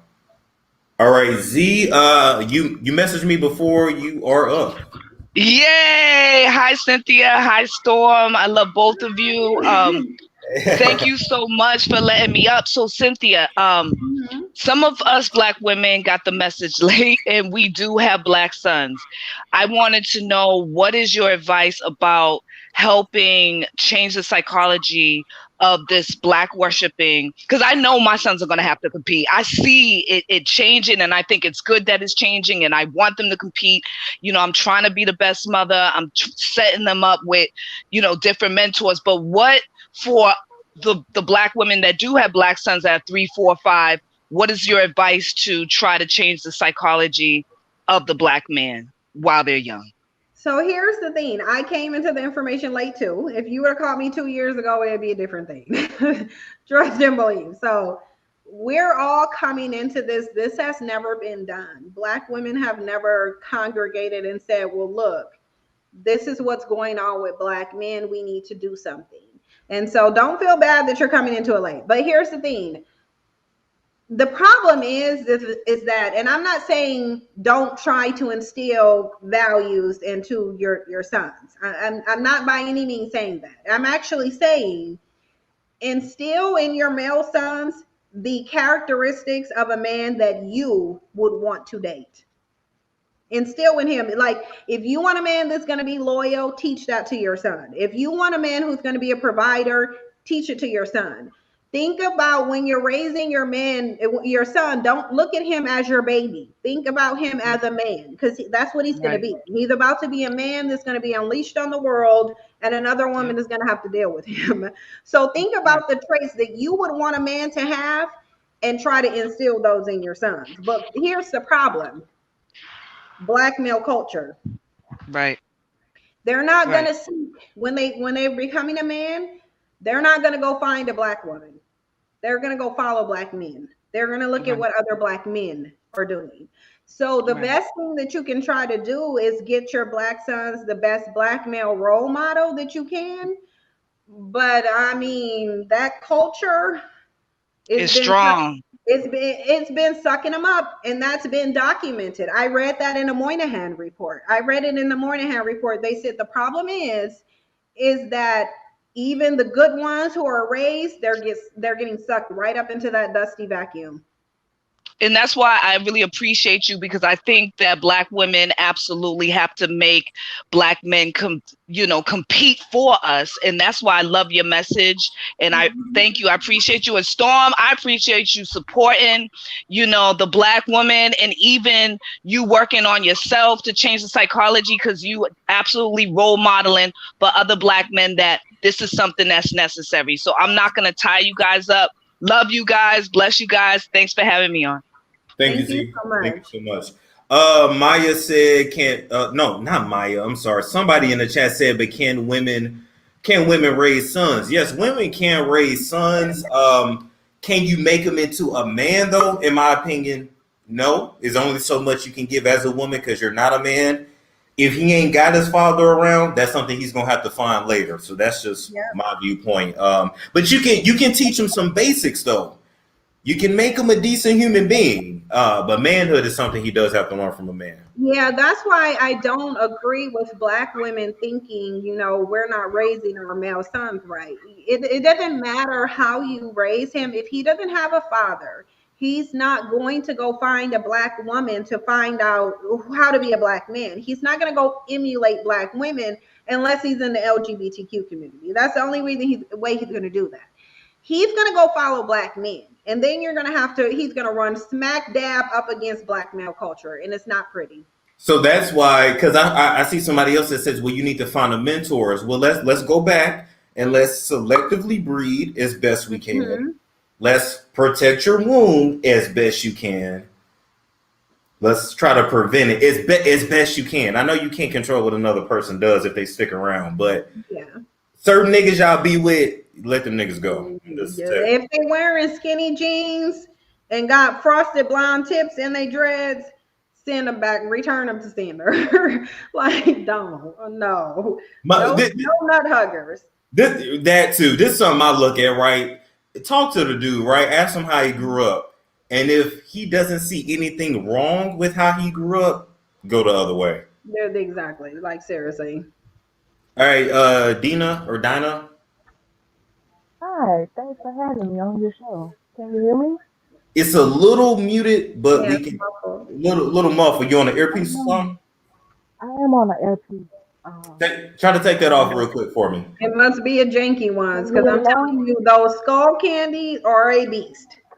You get the skull candy, I get the skull candy. They are a beast. Ain't nobody talking for you. Is this better? A little bit. Okay, I'll try to talk louder. So my question is to Cynthia G, and thank you for having her on your show, Storm. So the question is, the IMF did a simulation on an economic shutdown just this week, plus 2 wars are brewing, and Black men, as we see in the news from Justin Mollett, they save themselves. Plus, white women will go back to their tribes when the war starts, and America has done a consensus that most homes has no spouses, no kids, and no homes. So they're trying to gauge, their war force. What do you suggest we do with pump and dump dudes when war starts? Don't deal with them. Here's the thing.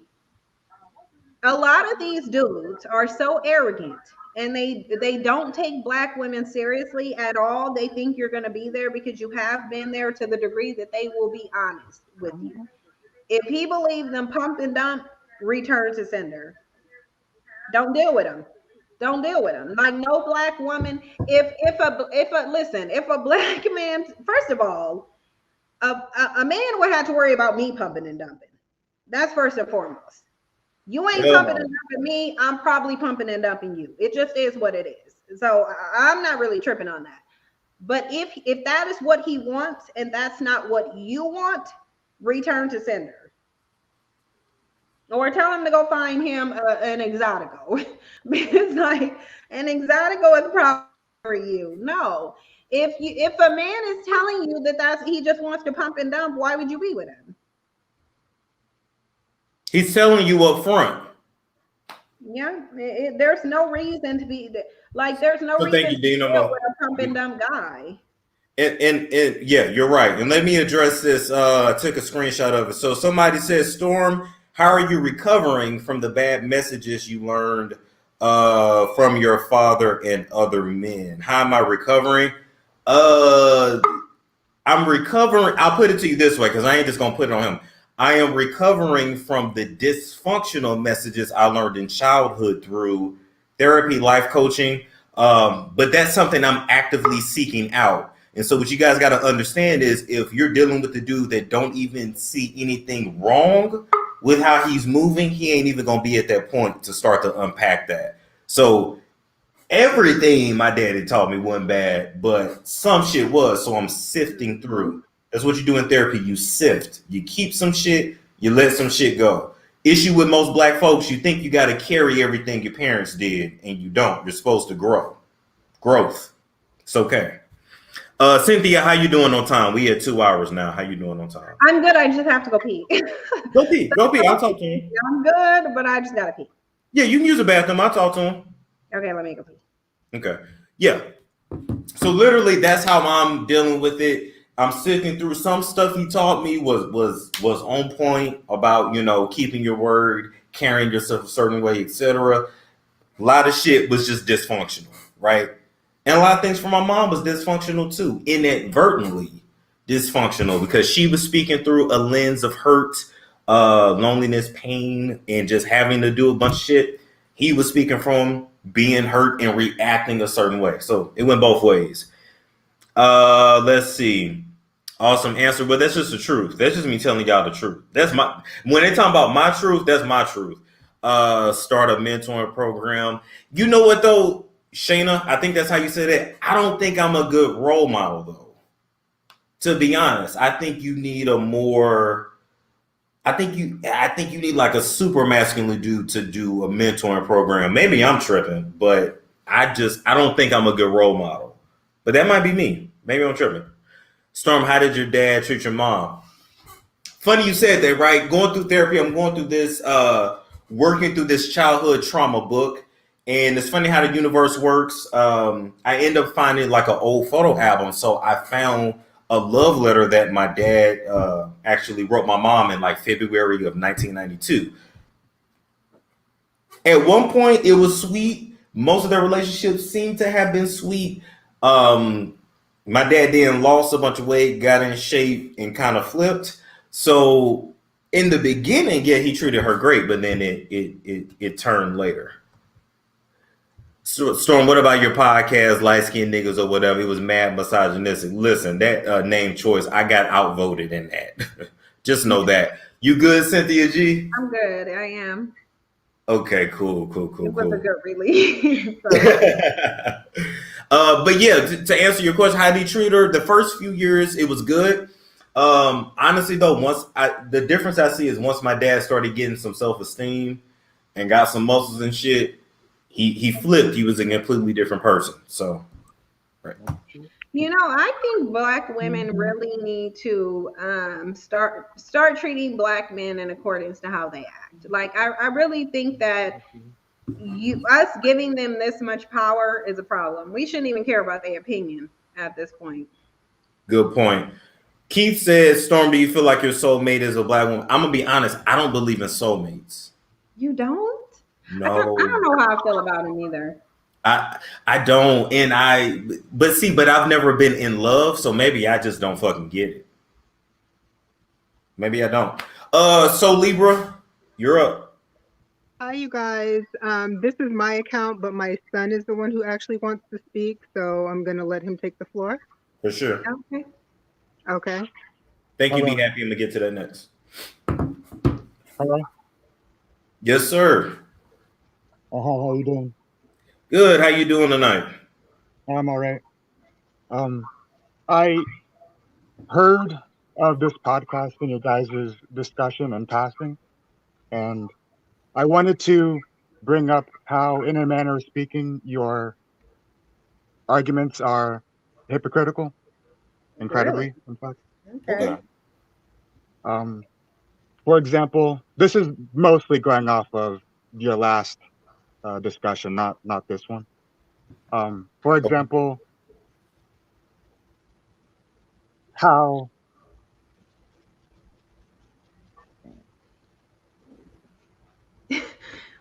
Like seriously? Like what are we? We got a connect. We got that cricket Wi-Fi. What's going on? I know, I'm fine. Sorry. For example, how you said that it was men's responsibility to prevent pregnancy when all of the contraceptives, the majority of them, are for women, or how you say that men can't, or you dislike the fact that men date whomever they want, but women, black women, can date whomever they want. But you don't want to date black men because they're dusty, as you say. But you also dislike that they don't like dating black women. These are all hypocrisies. Who said that? You said that. No, I didn't say that. I Yes, said you did. none You of said that. Okay, Yes, well you did. let's You said that hold up. What sir, hold up. Let's address one issue at a time. First issue is he feels like it's hypocritical for you to say that pregnancy prevention is the man's responsibility when birth control options are geared towards women. So let her address that first, then we get to the Right. second. So here's how I'm going to address that. How does a woman get pregnant? From a man fertilizing her. So Libra, what needs to happen in order for a woman to get pregnant? For a woman to get pregnant, she No. Can he answer? He asked a question. So I thought you were pointing the question to me. My son's name is Jason. He said I'm hypocritical, so I want to know. I want him to tell me how women become pregnant. Okay, so his name is Jason. If you want to address him, Jason, how do women become pregnant? A woman becomes pregnant through fertilization given by the man. But right. So let's stop there. Hold on. So men are impregnating them, are they not? Through agreement of the woman. Otherwise, this would be rape. Hold on. No, it's a very simple question. Yes or no, are men impregnating women? Yes. Okay, so then why wouldn't the responsibility for pregnancy be on you when you're the ones who are impregnating? Shouldn't you be the one having the birth control so you can control whether or not you impregnate a woman? So you realize that condoms are the only contraceptives that I know of, if I'm correct? Birth control. Birth controls are not 100% effective. Birth control are as effective as a condom. That's not true. That is true. No, wait, I'm gonna look it up while you're talking. That is true. Condoms can outright break. Birth control pill, or however, the variety of methods that a woman can undertake. What variety of methods do black women have? How many methods do we have? I'm not talking about brands. How many methods of birth control do we have? Depo-Provera, IUD. Tell me the number. I'm giving you actual options. I don't know the number off the top of my head. Wait. Got IUD. I can look up the number. I looked up the number. I found an article. Let me give you the numbers. With perfect use, birth control pills are 99.7. Male condoms are 98 with perfect use. With average use, which means you ain't taking the pills at the same time, you may or may not, you don't use a condom every time, it's old and shit. You got the pills that are at 91 and condoms that are at 87. But with perfect use, which means every time you use it correctly, it's 99.7 versus 98. Now go ahead, Jason. No, I don't mean particularly one-to-one. I'm saying there are outright more options for the women to undertake. Okay, how many methods of birth control do women have? Tell me the number. There's a numerical amount of birth control methods for women. How many do we have? I'd say like 7 on an average. I have not particularly looked into how many the number is off the top of my head because it's irrelevant to me. But the point is that to say that it's on, my stance is that it's on both sides, obviously. But to say that it's How on often one can a side. woman get pregnant? Say again? How often can a woman get pregnant? 3 times out of the month? No, she can only 3 get weeks one. out of the month, I She mean? can only get pregnant one time out of the month in I a meant in 3 a weeks. window. There's a 6-day window that she can get pregnant, and it's All once right. a month. It's called ovulation. Yes, I How realize that. often That's can a relevant man- how? How often can a man impregnate a woman? Shit. At any time. This is relevant. It is Or relevant. to be It stated, they can only. Hold on. It's relevant because you're saying that I'm a hypocrite. So, how often can a man impregnate a woman? When a woman is ovulating. No, Which is during the sense of time. No. That you just stated. Men can impregnate women 24/7. You're talking about one woman. He can go out, if one woman is not ovulating, he can go bounce to another woman and get her pregnant. A man is fertile 24/7. We can only get pregnant for 6 days out of a month. You need to be on birth control. You're the ones who impregnate. You're always fertile. You can always go impregnate someone. You don't have an ovulation cycle like we do that only lasts for 6 days. You need to be wrapping it up regardless to how many dangerous, toxic birth control methods we have. I didn't say that I shouldn't be. I said that it is not what's hypocritical legitimate to What's say hypocritical about that it? that the man solely should be He responsible should be. for He's contraception. impregnating. You're impregnating. You should be. You're the one getting I didn't. I said solely, right? You So are. I think both sides should hold on. contribute in that. Men- I didn't hold say, on. nah, I'm just Hold gonna. on. Men alone, men on their own are impregnating women. We have no control over your sperm. We don't control whether it leaves your body. You do. So you need to be controlling your reproduction. You need to be doing it. We don't need to control anything. You do. Don't put your bodily fluids in our body and there will be no pregnancies. Right. That makes a whole great amount of sense. It does. It makes an enormous amount of sense. Go get you a Sarcasm is condom. lost on Go me. get you a condom or a vasectomy. Listen, you can get. You realize that a vasectomy is a garbage option to give, right? You can use a condom or you can get sterilized. Use one of those options. You got 3 of them. Same for the female. Same for the female. Female can also be sterilized. Women are not impregnating anybody. Lesbians have sex, nobody gets pregnant. You're the ones impregnating. We can't use abstinence here because that's the antithesis to the point. So you can't get a vasectomy. You can't get a vasectomy? Nope. Yeah, no, you I cannot. No, I can't. Sure they would not allow me. I'm too young. Sure you can. Yeah, nope. you can. No, I can't. Yes, you can. You can you go know how into old you have to be to get a vasectomy? You do you can know? go make do you you an know? appointment and get a vasectomy. You don't want to. No, I cannot. Physically cannot. Yes, They would reject me at the door. Lies. How would you know? Jason, have you tried? No, I ain't even trying to be funny. Have you tried? I'm just asking. I'm not of age. I'm going to medical school. I know for a fact I am not of age. So why are you having sex? And I have no kids. Why are you having sex then? I'm not.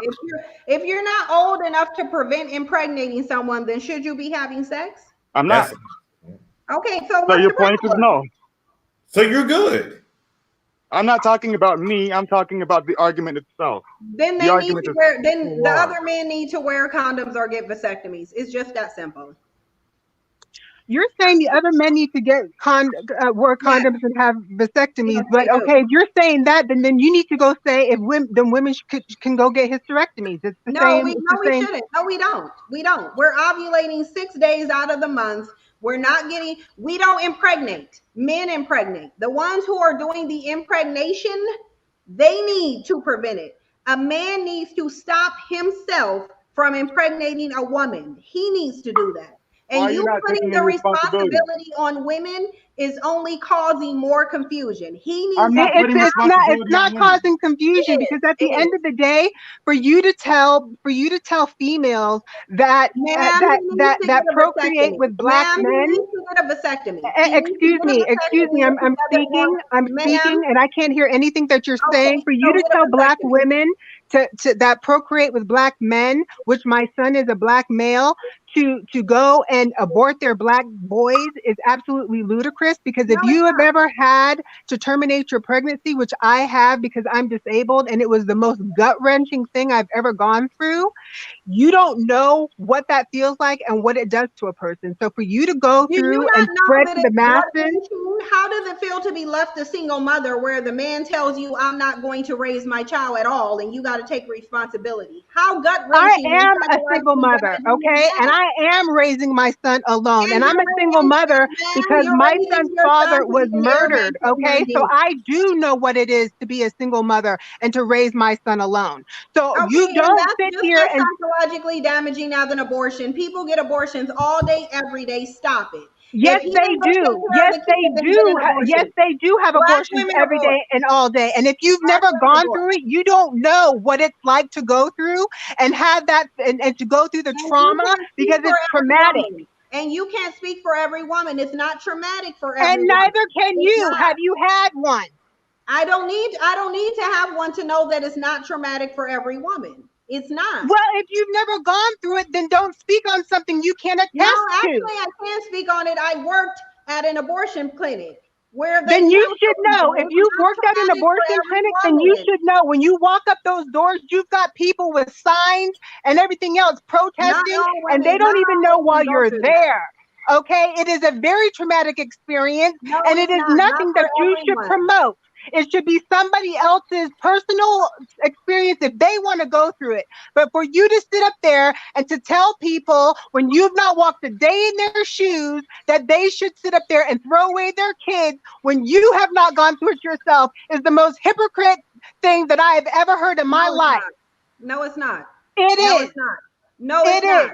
Telling a woman that she needs to be a single mother and go through the hardship of being a single mother in poverty, you're wrong for telling them Who's that. to say that they would be in poverty? What's best for them. You're talking about two things that I have experienced myself: being a single mother of a black male and have terminated my pregnancy. I have done both.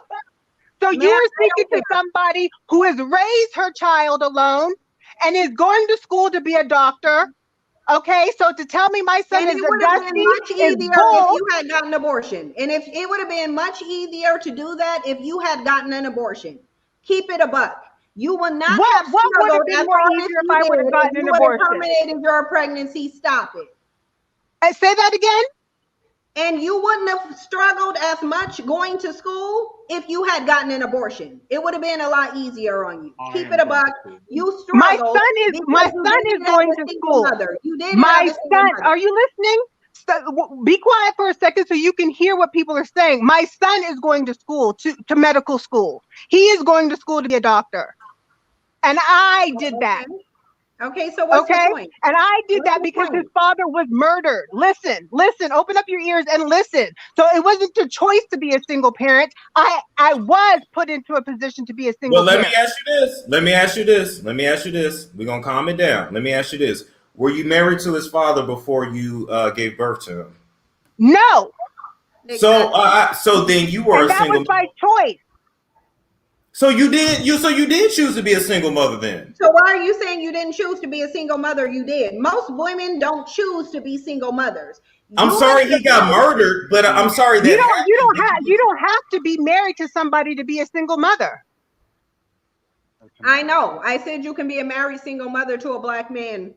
What's your point? You preaching to the choir, girl. The bottom line is, ma'am, most black women are not choosing to be single mothers. They're being made to be single mothers by irresponsible black men like your son is going to be if you don't tell him to control whether he impregnates a woman. It just is what it is. I don't care about your life story, ma'am. Most black women are struggling single mothers where the daddy don't even want to pay $40 in child support a month. Abort. If that is what you want to do. I don't care if you think it's hypocritical. I'm unapologetic about it. Abort if you want to. You heard my argument, right? I said that both sides need to take part in contraception. You need to get a vasectomy or put on a condom. It's just that simple. I'm 22 years old. I literally can't. Women coming does not create a child. When you come, you create a baby. So you need to get a vasectomy or put on a condom. I don't care about anything else that you're saying. Your mother is setting you up to be an air mattress mandingo. It just is what it is. Am I? Because I'm going to be richer than you. Yeah, that's what you in think. 5 years, I'm going to be so much more successful than you, so much more knowledgeable than you, single mother without trying at all whatsoever. Support, and your checks are going to be garnished for child support for a kid that you ain't trying to take care of because your mother is setting you up that way because she won't tell you to take control over whether you get someone pregnant. So just I'm because taking you're in control medical of whether school right now, don't that was mean never my nothing. argument. You're Can going to you get a woman listen? pregnant and she putting you on child support. Is that simple? This lady is the most ignorant piece of shit I've ever met in my life. You don't know us from a can of paint. Ma'am, before you catch this drill. What, ma'am? Ma'am, Nobody's afraid of anything you. Ma'am, I'm gonna have to mute you because this is my show. I gotta run my show now. I don't want to get upset up here. I ain't ate and I ain't had no carbs, ma'am. Let me ask you a question. Well, ask. Nobody's saying anything. I know, but you gotta bring it down a little bit. Let me ask you a question. When you raise your son, you raised him by yourself, right? Not solely until his father was murdered. What age was his father murdered? 35. How old was your son when his father was murdered? I was a teenager. He was a teenager? Yes. So is that 13, 14, 15? It was like middle high school, like 15 or so. 15. Okay. Did you and his father live in the same home? Yes. For the whole 15 years? Not on and off, but majority of the time. On and off. How many years on and off? Well, he was working, traveling, so it was we lived together, but he wasn't here all the time because he traveled. Right. So you have been the main parent for the majority of your son's life. No, we both were, but because his job took him away. Right. I'm not saying it's bad, but you were the main parent. If he had to work, a man got to work. I understand. If he got a job where he travels, it'd be no different if you had a kid with a basketball player. You are the main parent, right? Right? If you say that, but but you're the main physical parent because you're at home with your kid every day. The father working, right? Okay. Congratulations on having a son who is in medical school or going to medical school. I'm not trying to put you down at all, but I am going to tell you. You can't. So go ahead. Right, and I won't. But let me say this. When your son got up and spoke, we can tell that you have been the primary parent. How was that? Oh, yeah, exactly. My son asked, how was that? When men are typically raised by women, primarily, it's a way that we speak that's different than when our fathers are around for most of our childhood. So I'm not saying that it's a bad thing, but what I'm saying is his father's been gone for some time. You're also telling me that even within those 15 years, dad was working, which means as your son goes out here and he gets a job and he's working at these hospitals and he has to compete with these other male doctors that grew up with their fathers that was in the home every single day, he is going to see a difference between him and them. That's all I'm saying. That's all I'm saying. And by doing what? What makes you what gives you that impression? The way he spoke. Okay, well, what's the example? The example is you got more bass in your voice than he do. That's a lie. Ma'am, I'm more aggressive. Ma'am, you've been more. Now I'm gonna get on your ass. You have been more aggressive. I just said that. Ma'am. No, ma'am, because it ain't your show. So I'm gonna not disrespect you, and I'm gonna tell you to have a great day. Could you not tell that she was a primary parent when he got up here? Yeah. Thank you. Was he not on her YouTube account and not his? I don't know why this won't. Did she not? Did she not have to? Did she not have to step in and talk to him? Talk for him. She did. Thank you. He didn't even know how babies was created. She not have to step in and talk to him. Talk Aaliyah, you're up. Just cut us off in the back. All right. Can you hear me? Yes. All right. It's early in the morning right here in the UK. So I'll say good morning to you guys. This is my first time seeing Cynthia G, and I kind of like love her already. So I've signed up to her YouTube. She speaks my mind so much because this is the thing I've been preaching as well. But I'm not on YouTube or anything, but through the people that I'm around, because I'm from Nigeria originally, but I live in the UK. So, and I want to be a Nigerian guy that Abayo. Are you on the earpiece or something? That signal's going in and out. Oh no, wait, let me see. Is it okay now? I'm gonna remove you. We're gonna come back to you, okay? Because that is giving cricket. Love, you're up. Hi, can you hear me? Yes, ma'am. Hi. Oh my gosh. Karen's gone wild on that last one, huh? That Anyway, was a woman of no color. it sounds I like don't it. even know. Sounds like it. I'm just saying. But I just wanted to come on and say, Cynthia, you literally have saved me. You are amazing. Thank you so much for everything that you are doing. I wish I found your platform before the BLM movement happened. I was actively going to protests. I was doing everything in my power to defend Black men. And what helped me snap out of it was when that dude Skeeter Mills hit the girl on the skate. I'm sorry, I can't talk right now because I'm a little bit nervous. You're okay. You're okay. When he hit her in the face with a skateboard, and also when those three Black men threw that one Black woman in a trash can, and no one spoke about it. No one in BLM spoke about it. Sean King didn't speak about it. Everyone wanted to kind of shut that down and only focus on, I guess, white supremacy or whatever, but not really the real issue within the Black community. And that helped me snap out of it. However, before I found you, Cynthia, I dated a Black man. Before that, I wasn't dating Black men. I was actually dating other races of men for like over 10 years. And I guess because of Black Lives Matter, I felt guilty because I wasn't dating Black men. I dated Black men, got burned in 3 weeks. Pain and all that other shit. So now I would have to say that I made a conscious decision not to date Black men. And that's because of me watching your platform and all of your stats. Everything that you have been saying is very, very true.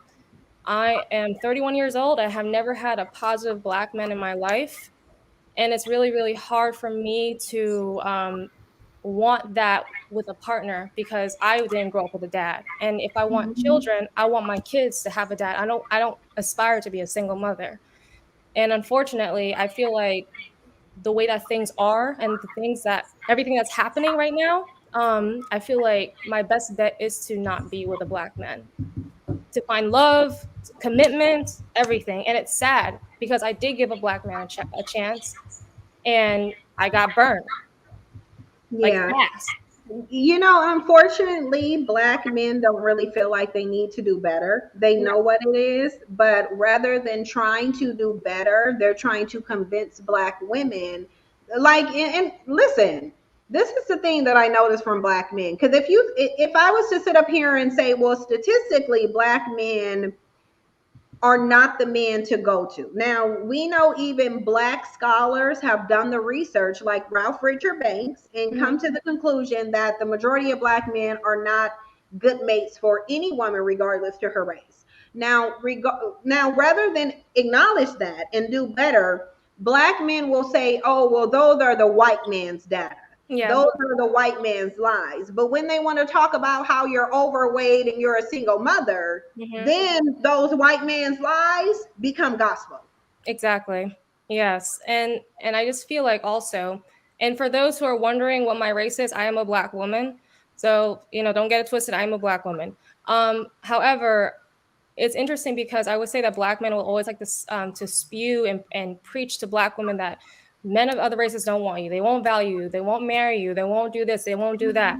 I went to Paris, and within only 1 week of Paris, I went on 3 dates with 3 different men, and they were all white, and they all took me out. Nothing happened. Nothing. They all took me out. They all showed me around, and one of them ended up being my boyfriend.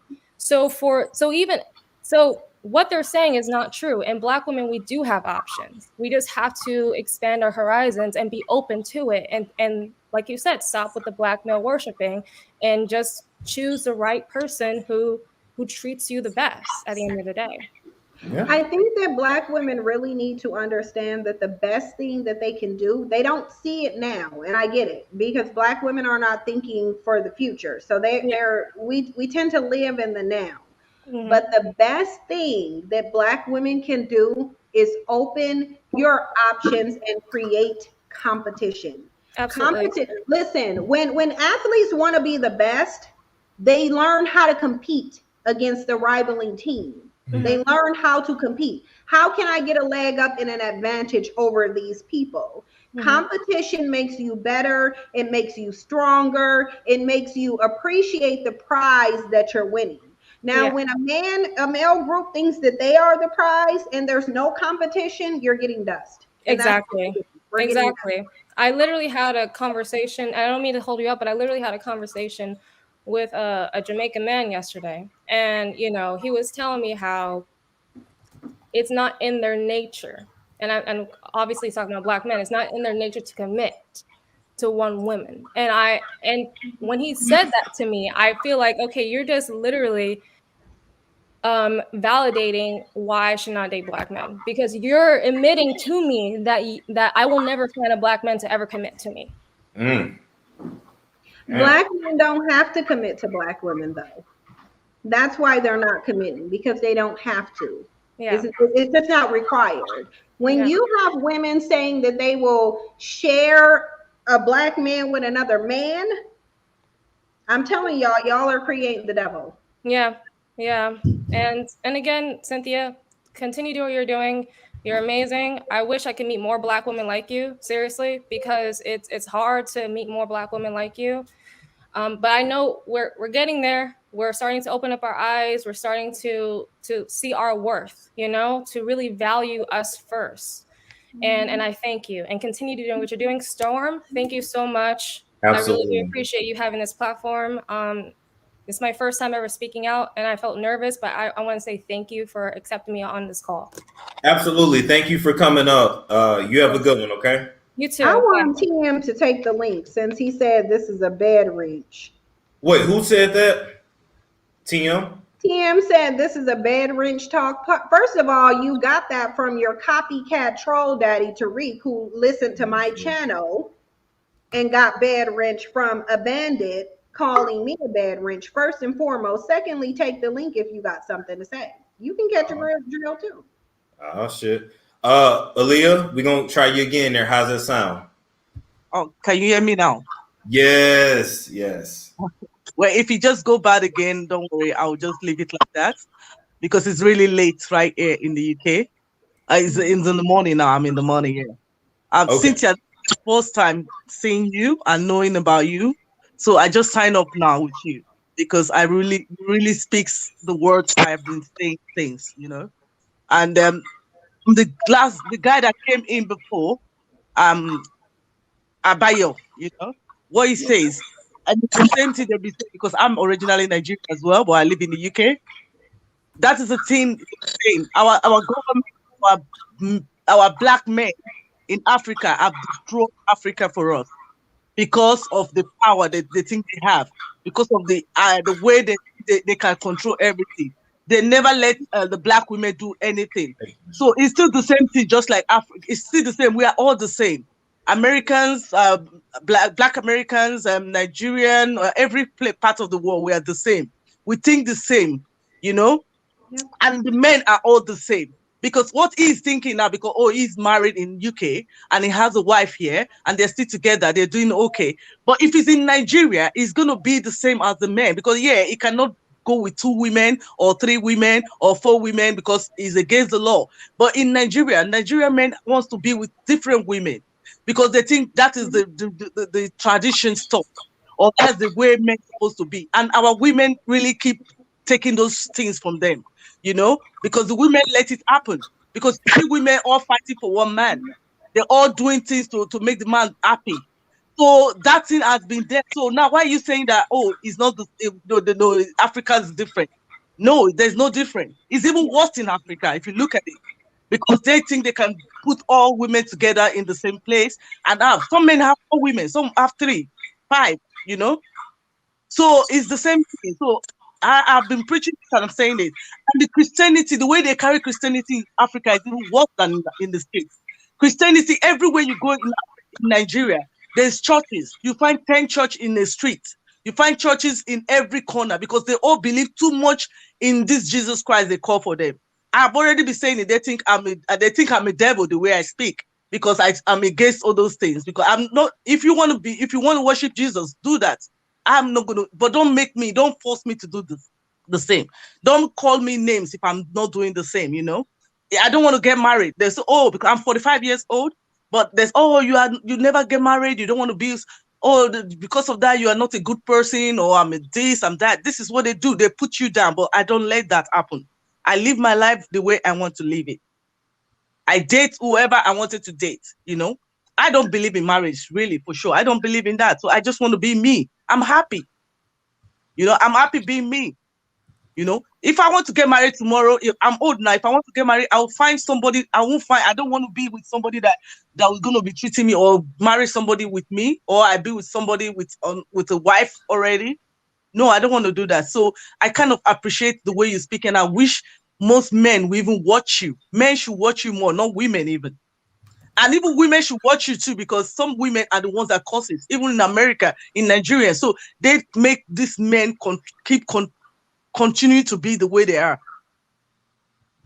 So this is what I just want to put my own 2 cents as well. So just to say that sometimes people will argue with you because they don't want to accept it. They don't want to accept it. And for the mother that came and brought her son already to come and speak to a woman already, she's already going the wrong way. That is the wrong way. Training your son already.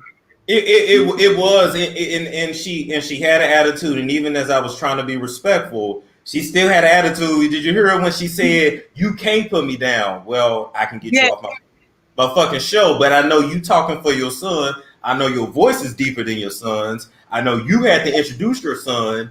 Come on now, you emasculated him. How does her son not even know how babies are created, though? He's going to medical school. She's reading medicine, and she don't even know. You don't even know. She said he's reading medicine, and you don't know those things. Yeah, so, he's not. That's basic biology. If basic he'd been biology. in school, he would have already covered that. No, the way she said the son is already just in the bad way, because that boy now, his mentality now is the way the mom is already thinking, is already bringing it to the son. It's of you to be training us. So what my mom used to tell us, even my brother, see today, my mom will say, your women, you treat them right. You make sure you don't talk to women the way you see other people speaking to women. Things like that. You need to talk to your son about, telling them how to reprocreate and how to make babies, how baby comes, and how you have to take care of your child no matter what. And don't blame it on the woman. You can't, everything they put, she's already giving him that idea that it's the women. If the woman get pregnant for you, it's the woman's fault. And not only that, and I want to thank you for coming on, Aaliyah, okay? Thank All you right. so much. Not only that, what she's not realized, what went over her head, since you so fucking smart, what went over, not you said they're talking about her, what went over your head, ma'am, is that when your son gets to medical school and he got to compete with super masculine men that can communicate effectively, because I'm trying to figure out how you're going to be in the operating room talking like this. Oh, I need the scapula. You got to be like, no, I need the fucking scapula. Right. The thing is, I understand her mindset. I do. I understand her mindset because all of the reproductive responsibility is placed on the woman. Women, like, that's why there's so many more birth control methods for women. But it's like, who really needs to be on birth control? Like, we ovulating for like what, 6 days? Most of the month we can't even get pregnant, but you could go out and create a whole slew of single mothers before we even start ovulating. So it's like, you men need to understand that you do control who gets pregnant because you're impregnating them. Like, you have to take some kind of accountability. Yes. Yes, take accountability, take control of your body. I just asked on the show. They know I did the show. I was like, well, shit, what are my options? And it's either condom, vasectomy. I mean, you got a lambskin condom, I guess, that's supposed to feel better. I don't fucking know. But you got, pick one. Pick. But you got a choice. But all these people talking about condoms bust and fail. First off, y'all don't use them. Y'all don't even use them. Number one, and number two, you don't even use them right. Let's just keep it real. And even them pulling out is more effective than just not doing anything. But it's like, the mindset is, as a man, I don't have to do anything because she's the one getting pregnant. But it needs to be like, oh, I need to do something so that I don't get her pregnant. And they're not doing it. And let me address this too. Somebody, I don't know who's gonna do it. When we talk about sexual health, we also need to talk about picking the proper condom size for you. Because everybody is not a Magnum. Y'all go get these Magnum XLs just for the hell of it, and it's not for you. Do you mind if I give a quick lesson, Cynthia? I know we've been on her for a while. Yeah, no, I'm completely fine. Yeah, no, They need this lessons. So I'm gonna give a quick lesson. When you buy condoms, you have, if you go to Trojans, you have the blue ones, the tighter fit. That's for the smaller guys, right? Then you have the yellows, the oranges, which is like for more the average, right? If you want to buy a Magnum, the only reason why you need a Magnum is if you're too girthy for the regular condom. But lengthwise, it's not that much of a difference until you get to the XLs. If you're an XL, you know you are, but more than likely you aren't. You understand? So one way to know if a Magnum is for you or not is the toilet paper test. So you get your penis hard and you try to stick your penis in a toilet paper roll. If it can fit easily in and out, you at least regular. You regular. If it's tight, if you can't really get it through, then you can try a Magnum. But a lot of people that be buying them, it ain't for you. All right. I'm off my soap. If the condom is too loose and too big for you, then your stuff is going to seep out and you're going to get somebody pregnant. Like, it just is what it is. But I think that there needs to be an entire cultural shift, because I mean, it's not just the men. The women's mindset is perpetuating this too, because we've bought into this notion that everything is on us. And it's like, no, these men need to take some accountability. You out here recklessly getting people pregnant like Tristan Thompson and Future, and then sitting up there acting brand new. You knew you was community, then just get a condom. Vasectomies are reversible. These birth control methods are toxic to women's bodies. It just is what it is. They're very, very toxic. So she's risking her health by even using a birth control method. Point blank. Somebody said, this is why I say BBC is a myth. Listen, don't let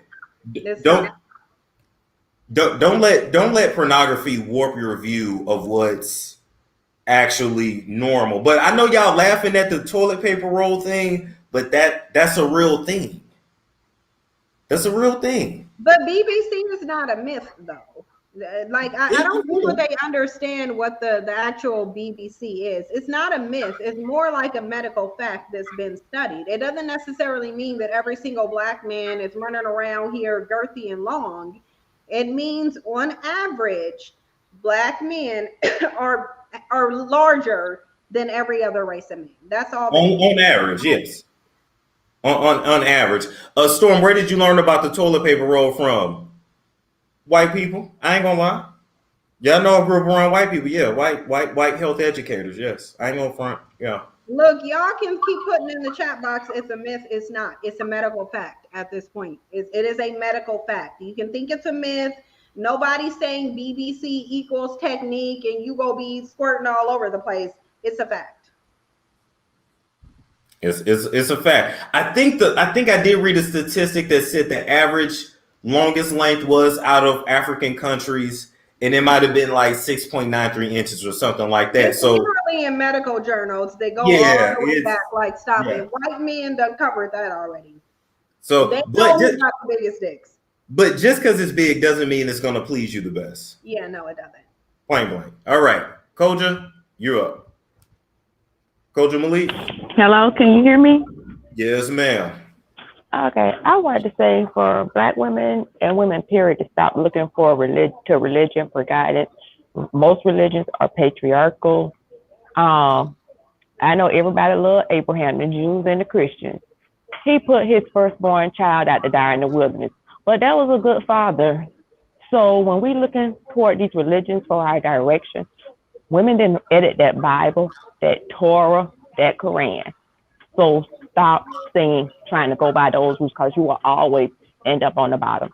And when they talk about polygamy, everybody wasn't no king and no rich man. Them women was employees also. The poor man, she was employee. The concubines and all them extra people was extra hands who worked. They were probably maid servants that he screwed. So we need to stop trying to take that Bible and apply it literally to our lives as if that's the end all be all, because it always puts women on the bottom. And they're up here talking about we should trade provision and protection for patriarchy. I say that's the equivalent of saying, give me a modified slavery. And that's literally what they want Black women to do. We need to start challenging some of these things. I know the Bible is good. I ain't gonna say I don't believe in God, and I don't believe in God. I do believe in God. I just don't believe in the man who edited that Bible or the men that edited that Bible. And we need to make our Black men more accountable. I'm a mother of 3 Black sons, and I can understand that most Black women in this country that are murdered by a husband/boyfriend, a relative, male relative. That would mean a grandfather, a son, nephew, male cousin, or uncle. So I can really understand when Cynthia G says, do not give birth to your oppressor. We just had over Thanksgiving the number of women that were actually murdered by their sons. The lady's house, who was on another content creator whose house was burned down by her son. So we need to take these things into account. And for women who are at a certain age that are not in a relationship, that they desire to be mothers, not the ones that didn't desire to be mothers, go get you some designer sperm, choose the gender of your baby via IVF, and you can always become a wife. You cannot always become a mother if that is something you desire, and to stop letting people put you in a box. And that's only for the ones who got 2 and 3 eggs left who still desire to be mothers. And that's all I wanted to say. But why don't they understand that IVF is selective breeding? I mean, you know, they got their panties in a bunch about abortions. I say, baby, don't put no abortions on your moral compass to be feeling guilty about. If you're one of them people who's going to feel guilty about it, then just skip it all over and select from there. Then you don't even have to do that. But for the lady who say she's a mother, she knows the trauma of having an abortion and this and that, everybody experience things differently. And I had the opportunity to talk to this white lady, and she said she had got ill and she wouldn't be able to have children because we always viewed as the single mothers. But she said she had given birth and given the child up for adoption. But I guess we will never hear that story. We just focus on the single Black female mother, and marriage is not a protection between becoming a single mother. And I still want to do the math on that last lady who, she said her son was 15 when the daddy died, but he didn't even marry her. He didn't even think it was financially responsible for them to be a family and make a great financial decision for people to be under one insurance instead of paying 2 and 3 different insurances for that. I mean, even within marriage. But, you know, hey, I'm a baby mama too, but she giving the excuse that her baby father was killed, and that's the only reason she was single. But she was an unmarried woman who had a child, and the child was a teenager. So she got the same Black man. She was.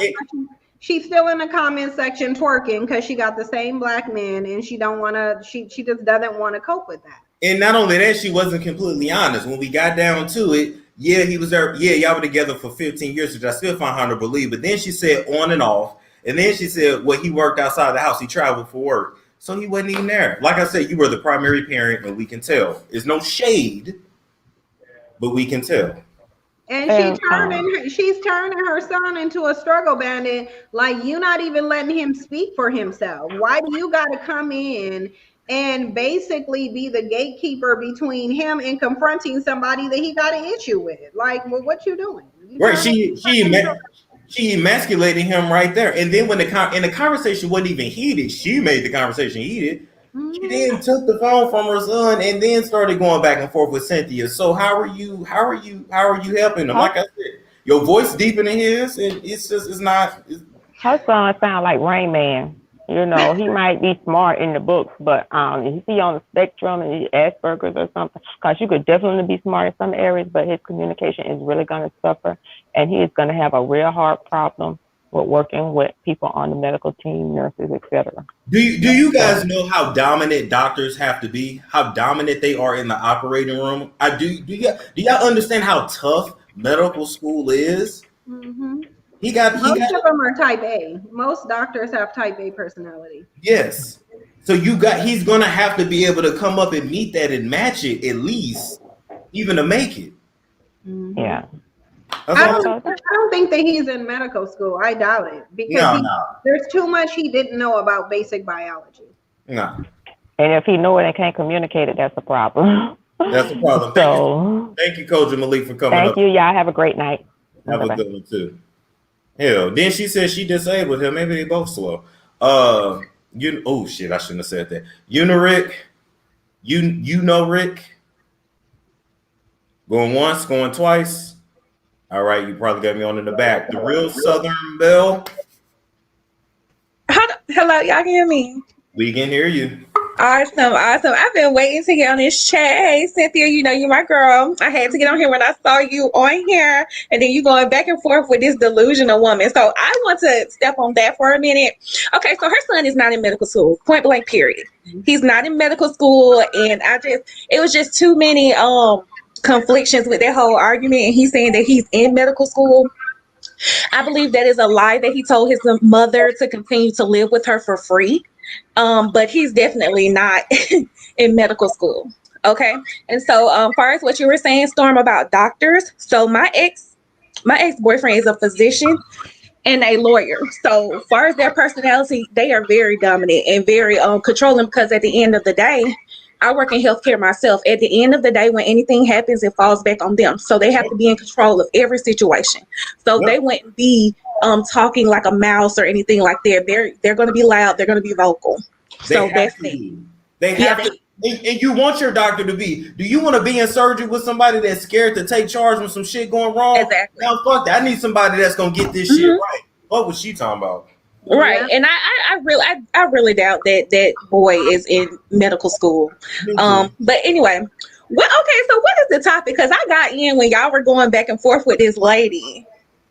So we've basically been talking about a whole bunch of things, but do you have any questions for Cynthia is the main point of tonight?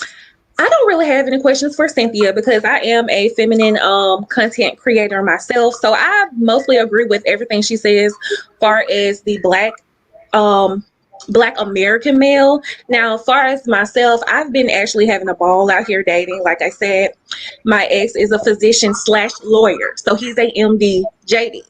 So I had the time of my life dating that man. I didn't have to pay for anything, and I got flown out, and it was just fun. Even the guy that I'm dating now, he makes a significant amount of money as well.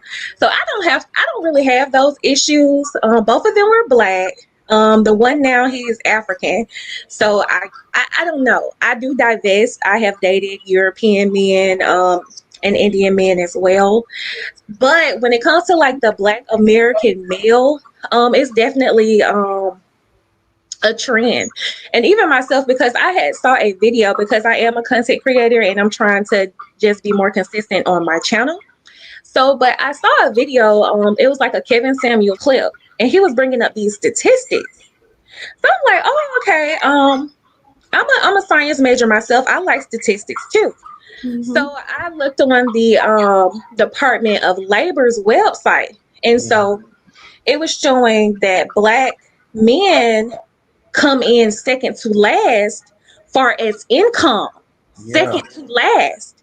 The only person that's making less than the Black American man is a Hispanic American man. The Asian man makes the most, and then it's the white man. So that's that. So when it comes to the women, Black women are the second highest earners. The only people that make more than Black women is white women. Everyone else makes less. And not white women, but Black women are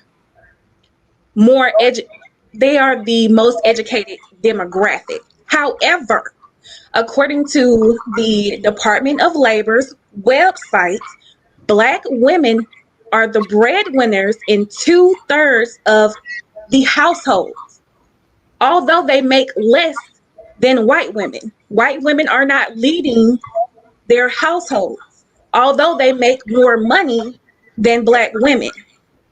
Black women are 2/3. It said 2/3. I remember that. 2/3 breadwinners in their marriages and their households. Period. And it's a correlation because it's a lot of Black women that I know that refuse to date out of their race. They're very loyal to Black men for whatever reason, I don't know. And I feel like that's the correlation as far as Black women being the breadwinners, because if they're the common denominator is definitely Black men. So that's what I have to say, and I'm definitely on tune with the content. And I just wanted to add that boy was definitely not a medical student, not at all. He wasn't, and we can tell. You have a good night, okay? Thank you. Okay, you too. Thank you. Bye. Bye. Oh, I meant to tell her too. She needs to get in my YouTube mentoring if she's serious about her content. I'm gonna say shout out to Think for Yourself. I didn't catch it, but I see it up here. You sent $100. You said paying my tithes. Storm, this is your church. Cynthia G is the guest speaker. The sinners are here. Oh, that's what you call your people, the sinners. Okay. Yeah. Including your mods with no power. Thank you for checking the emotional Karen. Her acid tears did not faze me. The sinners are here in your mods. I appreciate that. Think for yourself.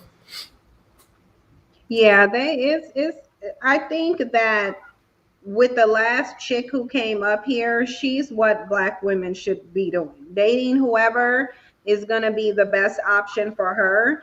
And I think that Black women look at exploring their option as treasonous, and it's not.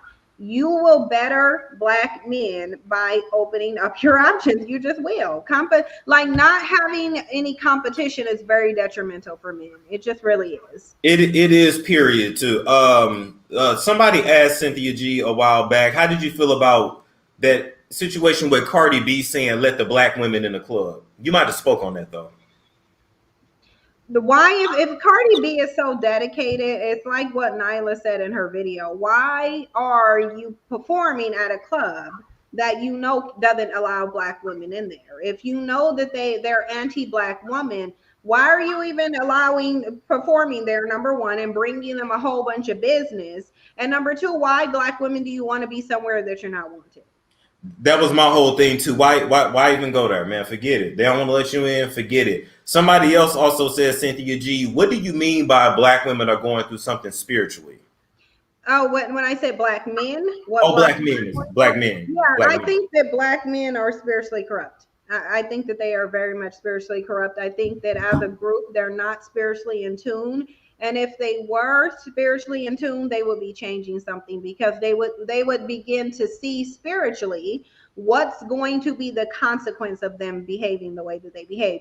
I don't even think that Black men are religious. I think they use religion against Black women. They pretend to be spiritual and religious so that they can exploit Black women. And I think if you look throughout history, you will see their spiritual corruption. And I want to say this too. Whenever you hear someone say, "Oh, I'm spiritual," ask them, "What spirit?" Bunch of different spirits out here. Which one? I mean, Satan is spiritual, so demons are spiritual. I'm just saying. What's my Peloton name? stormmonroetv. Y'all will find me up there. Versatile Shakia. Yes. Hey, I you wait, up here? hey. Am I looking at an ottoman or a couch? I waited so long, I forgot I was on hold for a minute. How y'all doing? Is that your couch we looking at? I'm sorry. Is that your couch we looking at? Oh no, that's my bed. That's my bed. Is it Oh, bothering is you? it the headboard? Yeah, it's my headboard. Is it bothering you? No. Oh, okay. Yeah, Good. and I ain't gonna lie, Versatile, when I was looking at it down here at the bottom, I was like, is that her stomach? I thought I was looking at a stomach. Oh, Very no. But go ahead. What's your question for I Cynthia? got a lot of things to say, but I'm trying to like narrow it down. So I'm gonna try to start like, okay. Ecclesiastes chapter 10 and verse 19 says, a feast is made for laughter, and wine maketh merry, but money answereth all things. So with that being said, how can you compete without currency? You can't. You can't. Yeah, you can't. So the problem is the lack of funds, the lack of discernment, the lack of discipline. We need boot camp, but we got to also realize when we tearing each other down, the whitey's looking at us laughing like, look at this dumbass motherfucker again. You know what I'm saying?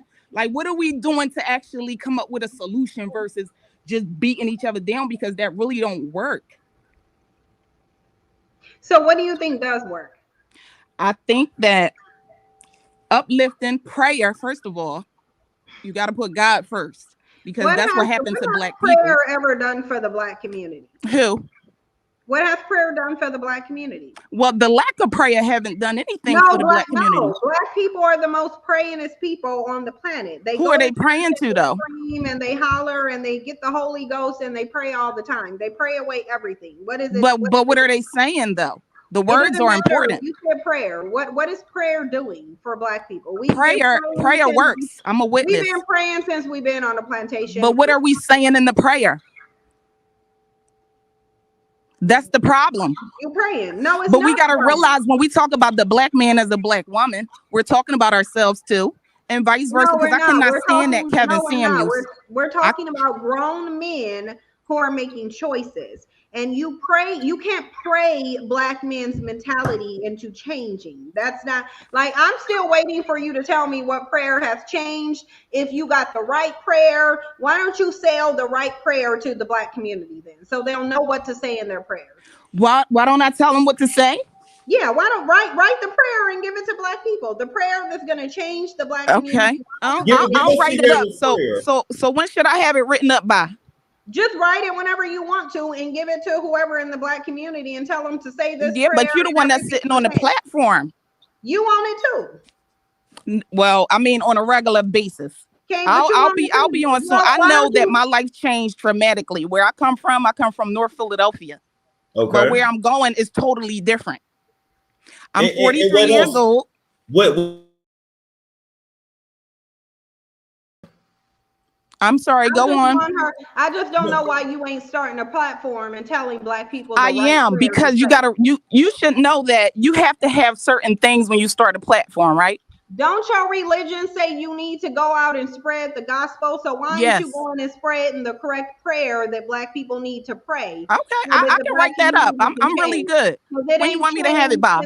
Prayer ain't done nothing for Black people. Prayer works, sweetie. I'm telling you. How? But what I'm saying is, the whiteys are sitting there. They on the line right now. Lady, show me how it's worked for the Black community. You can't possibly be saying that nobody is praying right but you. That's not what I said. Okay, so then show me what prayer has done to benefit the Black I can come up with the prayer, but so I'm asking you, when do I need it by? No, that's not what I'm asking. First, I want you to show me the evidence of how prayer has already worked for the Black community. For the Black community, I'm telling you that the lack of prayer is the problem. But it ain't, because Black people are praying. It's the lack of action. Lack of action. You gotta pray first, though. You gotta put the words out there. God spoke it into existence. They've been praying. We need them to act. We need them to get up. Okay, but you still have to confess it. You have to profess it. You really do. What Christianity and Jesus have done for this community or no? And Jesus is not white, and even the whiteys know that. So we're gonna stop right there. Girl, don't nobody care. Just tell don't nobody. People do care, sweetie. I'm 43. I'm not a girl. I'm a woman, and people do care. Listen, In Okay. order for you to convince us, I'm trying to wait a minute, hold on for a second. On, though. Maybe you should try to listen. Try to listen. I know how to listen, but it needs to be a two-way street, though. Okay, that's fine. Okay, fine. Okay. In order for you to convince us that prayer is the answer, you have to show us evidence of when someone else has prayed. Either it's black community, white community, whoever. When have anybody prayed and Jesus came and improved anything? You got to give us some evidence in order for us to know that it works. I think you misunderstood what I said or something. No, I didn't misunderstood what you said. Maybe you misunderstood what you said. So what did you hear me say? Prayer is the answer. You said prayer is the answer. Prayer is the answer. You have to confess it with your mouth. Okay, so whatever you're saying is the solution. Show me how it's been a solution in the past. In the past. We're talking about right now. I know what the problem is. Give me an example of whatever you're saying being the problem. Part of the problem is black people are not in alignment with each other. You already said the problem was not enough prayer. You already said it, ma'am. Now show me where prayer has ever done anything for anybody. You have to prove that prayer works. You should know. No, I shouldn't know. I yes, don't you know. should. I don't because know. It don't matter if you're doing it to a God or a Satan. You're still doing it. I'm telling you, I spent most of my life as a Christian praying, and it didn't work. And I witnessed other people. That's because you failed to believe it. Can you prove that prayer works or no? Yes, I can prove that prayer works. Okay, so can you do it for myself though? I know what people are missing. But how do we know that you're not experiencing religious psychosis, though? Okay, well, that's why I didn't start a channel yet, because you have to have a certain amount of money. You have to have a certain amount of things. All you need is your phone. No, ma'am. No, ma'am. No, ma'am. All you need is your phone. You got a Wi-Fi connection, just like you got up here. You can start a channel. Okay. I started in my car, sweating on my lunch break. I know. But ma'am, can you just tell us the evidence of prayer working though? And if you're going to use yourself as an example, you have to prove that you're not having delusions stemming from religious psychosis first, because you do got to rule that out. Okay, I think she's gone. We're gonna call that yeah, we're gonna call that a night. All that saying that no, I can't start. You need to start. No, you don't. Faith without works is dead, sis. So you can keep praying for that YouTube channel. But if you don't actually do it, I don't know what you're doing. Prayer ain't help black people do nothing. It just is what it is.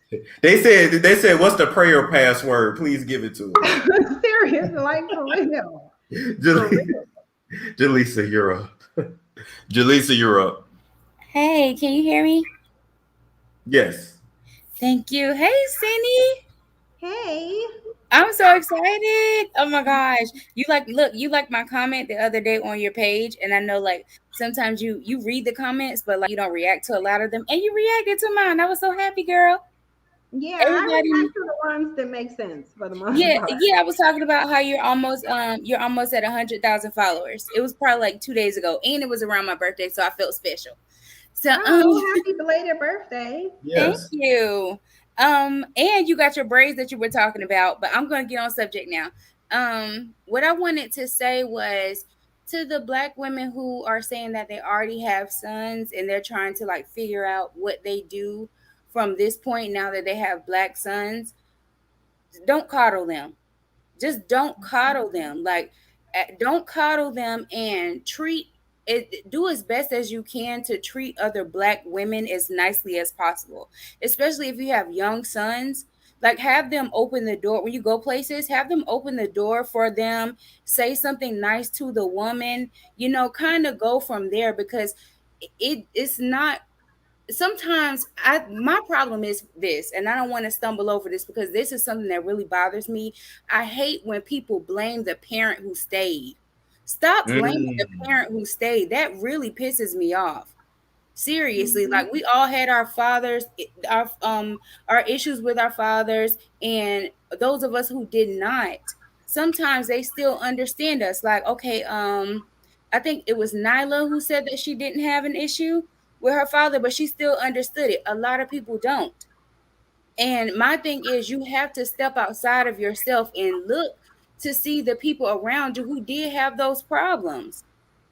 So you have to stop blaming the parent who stayed. Like, do a little bit more for that parent. Understand that parent a little bit more. Maybe they're not going to come around to how you think now, but the least that you can do is still honor them. So I will say that I don't feel, because I know another lady called in to your show one time, and she was asking like, well, I have a black son, what can I do? But she kind of was already in the mindset of, you know, mammyism. I hate to say it, but she was already there. But just don't coddle them. That's the best thing. Don't coddle them. Give them punishment and stick to it. And it is what it is from there. Now, when it comes to black men, my issue, and I know this may be a slightly off subject, still on it, but slightly off of it. My problem is I hate that dealing with black men nowadays, they have to find, in order for them to protect you. I'm not talking about the people who are in relationships together and they hurt the person who they're in a relationship with, because now I don't know, it's this big thing to kill a black woman once you get pregnant. So instead of using a condom, they just kill you. So I don't know where that came from. And that's why I'm saying, because listen, they want to complain because you stayed around and raised the child, but then they want to complain when you say, okay, I'm not going to give birth to a child at all. Therefore, I don't have to hear you blaming me and trying to shame me for being a single mother. I don't got to worry about you sending me to meet my maker because I'm pregnant. I don't got to worry about nothing like that. Yeah. And it's like, it sucks because it's like gone are the days where a black man will see a black woman getting harmed and step in immediately. Even if something is going on and there's just an argument and they think it's going to escalate, they might not go in and just like punch the man in the face, but they at least distract enough for the woman to get out the way. They might go up there and be like, okay, well, what's going on? What you doing? What y'all arguing for? Like, enough for the woman to get away. They don't even do that anymore. Like, you have to be attractive to them. And to me, just myself, and this is how I describe myself, which I am perfectly fine with. I am a light-skinned woman, but I have a black mother and I have a black father. My hair is like carpet and I love it. And I'm fat. So I get overlooked. Like, even when you see it on TV, black women are represented by biracial women. Everybody, and if you disagree, even if you don't disagree, look at your next 10 random commercials and tell me that it's not represented by mixed women. The black women are represented by mixed women on TV now. You don't really see black women. And you want to know why? You want to know why black women are represented by biracial women? Because black women have accepted biracial women. Absolutely. That's why. Yeah, absolutely. And I agree with that 100%. Because I saw when you made a video on that, you had like some content, but it was like, it got suggested to me, and it was some content that you made maybe like a year and a half ago or something.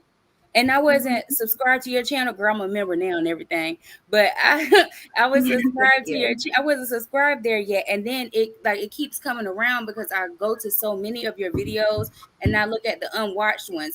And when you were talking about it, that really resonated with me. And I thought that was really good. That is exactly why. And every time you see a black man on TV, he's with a non-black woman. He's with a woman that doesn't have two black parents. And because black women accept that too. And that's what I'm trying to get black women to realize, all of the different facets of black male worship. One of those facets is saying that a black man can create even a black woman with a white woman. Like, that's very demeaning to black women. Like, you should never, black women, have accepted that all it takes to create a black person is a black man. You should have never accepted it. And it's so embedded. The moment that you said black biracial women are black, that's when you gave them the green light to use biracial women as your representation and completely exile you from anything. And it's love, it's love. It's love is love when it's them. But then when it's us, it's like, oh, he's gonna kill you and put you in the freezer in the basement. So it's always like that. It's like when it's them and they have their Becky's, it's love is love. But why is it that, you know, all of a sudden it's something wrong with me if I look at a white man, or a white man is trying to talk to me and I see something in him that I like? Because I'm going to tell you this, and this is something I was having a discussion with someone the other day about, and it's actually a white woman. And she was like, oh my gosh. She was like, she was like, I understand where you're coming from. Because I told her, she was talking to me about a guy that she liked. And she said the guy was black. And I was like, well, do you really like him? What do you like about him? She was like, oh my God, he smells so good. And he's this and he looks like that. And I was like, first of all, have you seen the bottom row of his teeth? But after we got past that part, I was like, it seems like a kink when it's between you two. And I was like, but if you ask me why I like a non-black man, it's because he's responsible, or he's nice to me. He gives me a little bit more. It's less about his looks than it is about how he is as a man. And I think it's stuff that I would be able to feel if I close my eyes. Okay. I think that, and then we can take like one more question, but like my eyes are literally starting to hurt. Yeah, no, we've been on over 3 hours. Yeah, we have. But here's my thing. I think there's a lot of beliefs that Black women have been indoctrinated by in this black male worshiping culture that needs to be discarded. Because here's the conundrum. Black women don't like seeing biracial women as the only representation of a Black woman, but they still continue to accept biracial women as Black. And you can't do both. If they're Black, then don't complain that they're the representation for a Black woman. You cannot complain if these biracial people are Black. You're saying they're Black, so now they're Black. And it's not even because overall they do that. 9 times out of 10 is either they wouldn't mind looking like them if they're a regular person, or I wouldn't mind looking like her, so let me take up for her. Or it's, oh, well, she's a celebrity and I really like her, so let me say she's Black because she says she's Black. I don't care. I like Cardi B. I love Cardi B. Cardi B is not Black. She's not Black. She's not and that's Black. what I'm saying. I 100%. That's exactly what I'm saying. I like her. I love her. Like, okay, yeah, I like how honest she is. She's a little ratchet, and I think it's funny. It's entertaining, but she is not Black, and I'm not gonna tell her she's Black either. You get what I'm saying? Like, right. And I think a lot of times people mix that, and I don't know. I know because it's about time for me to go. But if y'all have not, please write this down or pay attention to it. The DJ Khaled in the new Pandora commercial. Look at his little afro that he got. He Rick Ross now. Wow. He literally changed the texture of his hair and dyed it black. I'm not lying, Storm. I swear to God, when you see it, you're gonna be like, what? Like, I seen it on a TV, like from afar across the room. And I noticed it. And I was like, what is going on here? Like, everybody, but Fat Joe said he Black too. And everybody just keeps accepting it. Yeah, no, Black people said Fat Joe was Black. Yes. And then he that's a whole white man. And he went and ran with it, and he making money from it. And still call y'all niggas. Right. But the thing about it is, they can't go into the white community and do that. They can't push their way over there. Well, Fat Joe is a white man, so he can't push his way into. They're not going to accept him. I guess that's what I mean. They will. He is a white Hispanic. He's noted and documented as a white Hispanic. Make no mistake. There's no way that man ain't gonna get accepted as a white man in the white community. Yes, do you feel like they would say that though? Even though we know that he is, we know that he's a white man. White people know that white people know Spain is in Europe. White people know how Hispanics became Hispanic. They know how that became what it is. Jennifer Lopez is a white Hispanic. Shakira, white Hispanic. Sofia Vergara, white woman. They know that they're white. They know they're white. They know they're white. Cardi B though. I think sometimes they know it, but I feel like they are not. They will push him more. Cardi B would never be accepted as a white person because she's not. They're not gonna let somebody this uncouth as Cardi B. That's what I was getting at. It ain't gonna happen. It ain't happening. That's what I was getting at. I think it's more so, and I was about to say the attitude, but you said it the proper way. I think the point is when it comes to that is how they speak, how they talk and stuff like that. They're not going to be accepted over there. Like, you can't have the attitude of the hip hop culture and then just automatically. Yeah, you can. Machine Gun Kelly got the attitude of hip hop. He a white man. Eminem got the attitude of hip hop. Ain't nobody saying Eminem ain't white. Yeah, I understand that, but I'm saying with him, Eminem is more so like of a, to me, how I look at it, before he starts talking, that he, and I will say this, I'll say that a lot of times people, and you know that you have this whole thing that happens on your channel too, when people come and try to battle you about it, and I think it's stupid. But when it comes to race and ethnicity, you know, so a lot of them try to push this or push that, and they do it, and they do it in a way where it's beneficial towards them. Like, oh, if it's Right, but just because a person speaks Spanish, that doesn't mean that they're not white. That would actually mean that they are white, because Spain is in Europe and Spanish is a European language. Right. So the bottom line of it is that for the most part, it's Black people who are confusing language and culture and ethnicity for race. Black people are doing that. Fat Joe, he could look. Fat Joe, was Fat Joe Black when he was screaming "All Lives Matter"? No, he was a white man. I didn't even know he was doing that, so I can't even speak to that. But I can understand where you talk, what you're talking about, and I could pretty much guess the side of where it went at. But I didn't even know that he was doing that. So, but I do. Well, I 100% understand. Actually, for WF, actually, English is from the British. We were colonized by the British. That's why we speak English. It doesn't change our race any more than it changes an African being in the Dominican Republic and speaking Spanish. You still African, you just speak Spanish. That's all that means. A different boat stop. Right. Different colonizer, different boat stop. Just like how Africans on the continent speak French, they still African. Yeah, I do have one thing to ask you though, Cynthia. What do you suggest as far as like Black women? I have, you know how sometimes we're dealing with Black men and we know that they're like too far gone, and sometimes it's the same way with women. But you do have like people around you, and maybe you caught the bug before they did. How would you suggest actually talking to them without it being so overwhelming? Because I introduce a lot of people. I don't care. I get an Uber rides and girl and be saying like, be drunk leaving the club and be like, yep, you need to look at Cynthia G. Like I push it because it needs to be said. And I tell people, even when they're coming to your channel, look, eat the fish and throw the bones out the window. You're not gonna like everything, and you're not gonna like how it comes out all the time, but it is gonna be truthful. So listen, the Black women who want the truth and who are meant to receive the truth will receive it. They will receive it. And the Black women who are too caught up in religion, because understand that religion, be it Christian remix, aka Hebrew Israelite, be it a Baptist Christian like the woman who just came up here, Muslim or Nuwapian, whatever you call it, religion plays a very strong role in Black women having this internalized inferiority just about being a woman. Now, what's puzzling to me is that Black women will reject racial discrimination and racial inferiority, but they will embrace religious and gender inferiority. That's the problem. They need to let that go.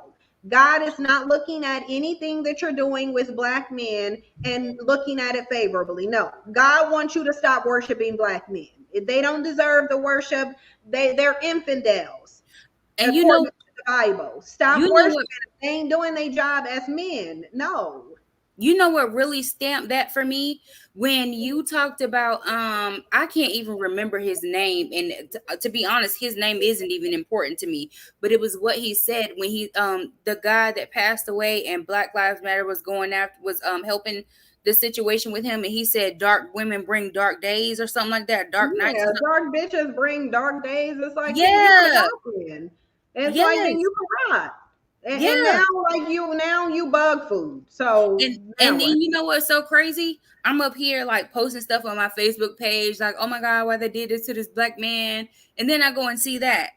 And then when I seen that George had a white wife and she was like, oh, don't protest. He wouldn't want y'all to do that. And I'm like, okay, well, why are we doing it anyway then? And then I thought about it, I was like, she said don't do it. So that's his fiance. So let's listen to her. Girl, I was told that I was worse than the police who shot him because I said, okay, well, let Becky handle it. Black women can step in. Right. Thank you, Jaleesa, for coming up. We're gonna take one last caller. Thank you. Y'all have a good one. Thank you. I love you both. Love you too. Somebody said, Storm, do you consider yourself a black man? Nah, a white man. Really? Like I'm white as fuck. My name is Bradley. I'm white as fuck, bro. Hey, Sonny, you the last caller for tonight. What's going on? Hey. Oh, you got to turn this off in the back though. You can still hear it. All right, now you're good. Okay. No. Wait a minute. It's still going in the back. Let me try to mute and see if it fixes it. Can y'all hear me at all? Hello? We can. We're hearing it in the back too. Is it too bad where you have to kick me off before I can say something, even though I've been on here? I just won't talk. Then you go ahead with your question. So first of all, I want to say, Sen, you be asking these on your channel. I subscribe to you did the first one. That's how I found out. Why you don't be giving people the information so we can go ahead and get 100K, and then y'all should do like a kickback and eat, because I see you over there, Storm and Cynthia always be eating. I'm like, not salmon and Brussels sprouts, and you really getting it in. I was hoping that she was going to eat. I didn't realize you guys exactly like just you showing us food. So I wanted to say this. One was, but Cynthia like say that generations where they breed them out. But I sent you some You're video. echoing. You're echoing really hard. You're echoing really bad. I'm sorry. Okay. So I'll talk to y'all later. Yeah, that echoing was bad. I'm sorry. One more. Arnell? We didn't even hear what you were saying. Hey, you're the last one for tonight. What's your question for Cynthia? Okay, so my question is, we already know that, the majority of Black women are probably not going to get on board, but how long do you think it's going to take for Black women to get with the program? Like, at least a good amount.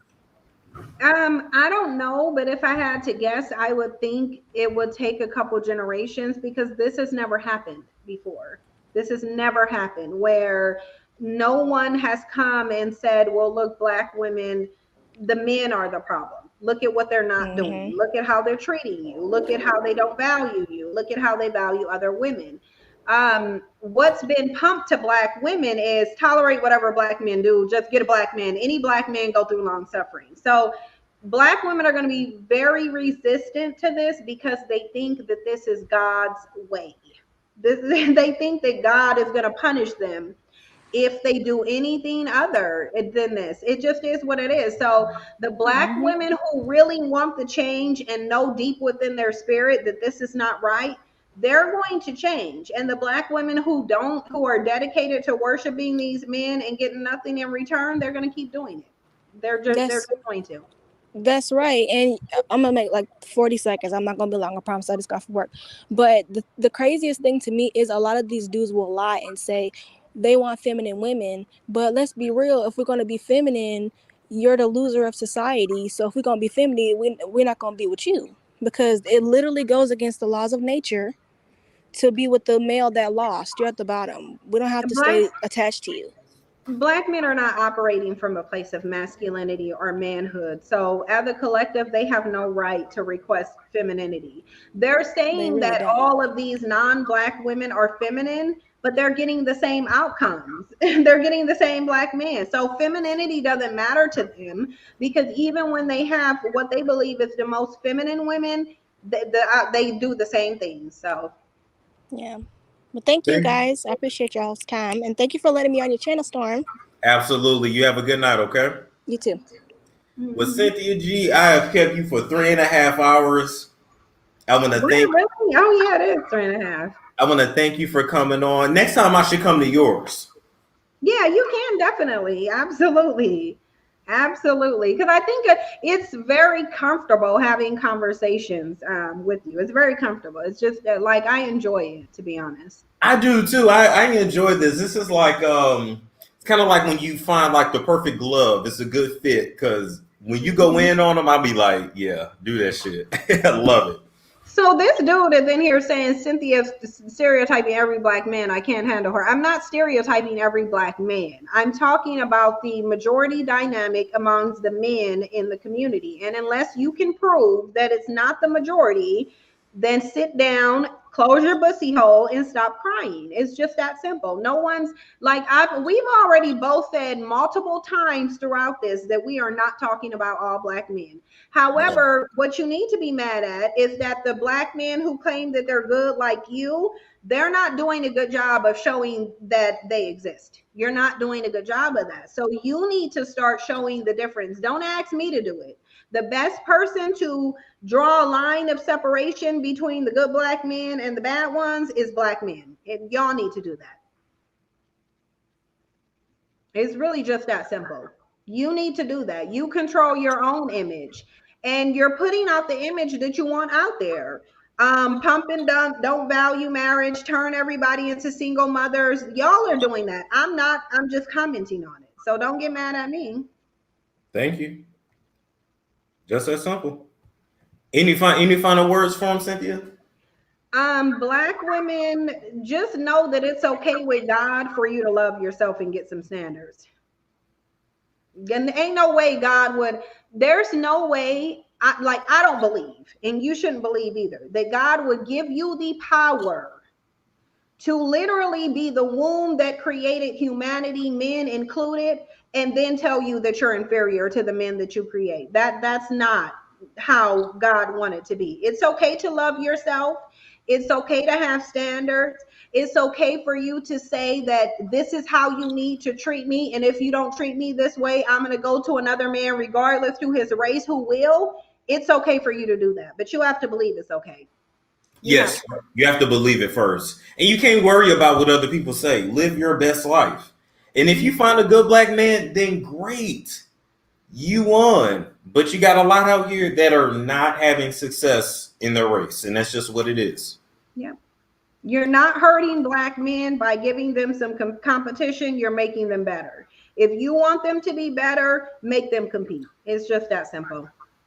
Point blank. Point blank. Point blank. Well, thank you for coming on tonight. I'll email you next time. I'll come over to yours. Definitely. And, for the people that's out there watching, if you're interested in a YouTube consultation, hit me up in the email, stormmonroebusiness@gmail.com. I'm starting a mentoring program. I'll start that in January for people with YouTubes that's trying to get their shit together. So email me if you're interested in that. And anything you need to promote, Cynthia? No, if you guys want to subscribe, you can just type Cynthia G into YouTube. If you really want to, only subscribe if you really are ready for the truth. I don't lie.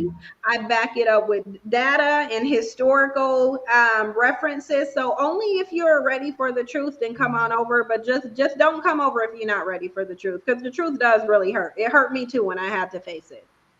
Yes.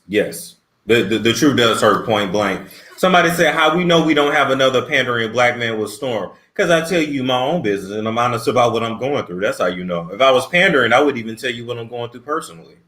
Why would you be pandering? Like you've already built your platform. Well, where else do you need to pander to who? You already have a built platform. I don't get it. I don't know. They'll see sooner or later. So thank you again. You have a good night, okay, Cynthia? Thank you. You too. Enjoy your food. I'm about to heat up this fried rice, and I'm about to get it in. I'm finna get it in too. I'm finna chow down. Take care now. Thank you. You too. Bye. Bye. That was so much fun. Sorry, Val Quinn. We done for the night. I'm so sorry. That was so much fun. I had technical difficulties at first, but we got it together. Like, comment, subscribe, share if you care. If you need mentoring, you want to get on the list for the mentorship program for YouTube. It's going to be on a revolving monthly basis. Hit me up, stormmonroebusiness@gmail.com. Same thing if you just want a YouTube 2-hour consultation. Those are on sale right now for $300. It doesn't have to be done this month. We can do it anytime in 2022. Depending on our schedules, but as long as you get it before the end of the year, then that price is still at $300 before it go back up to like what the price actually is, which is like $997. So make sure your people get that for you for your Christmas gift. All right, like, comment, subscribe, and I will catch you guys later.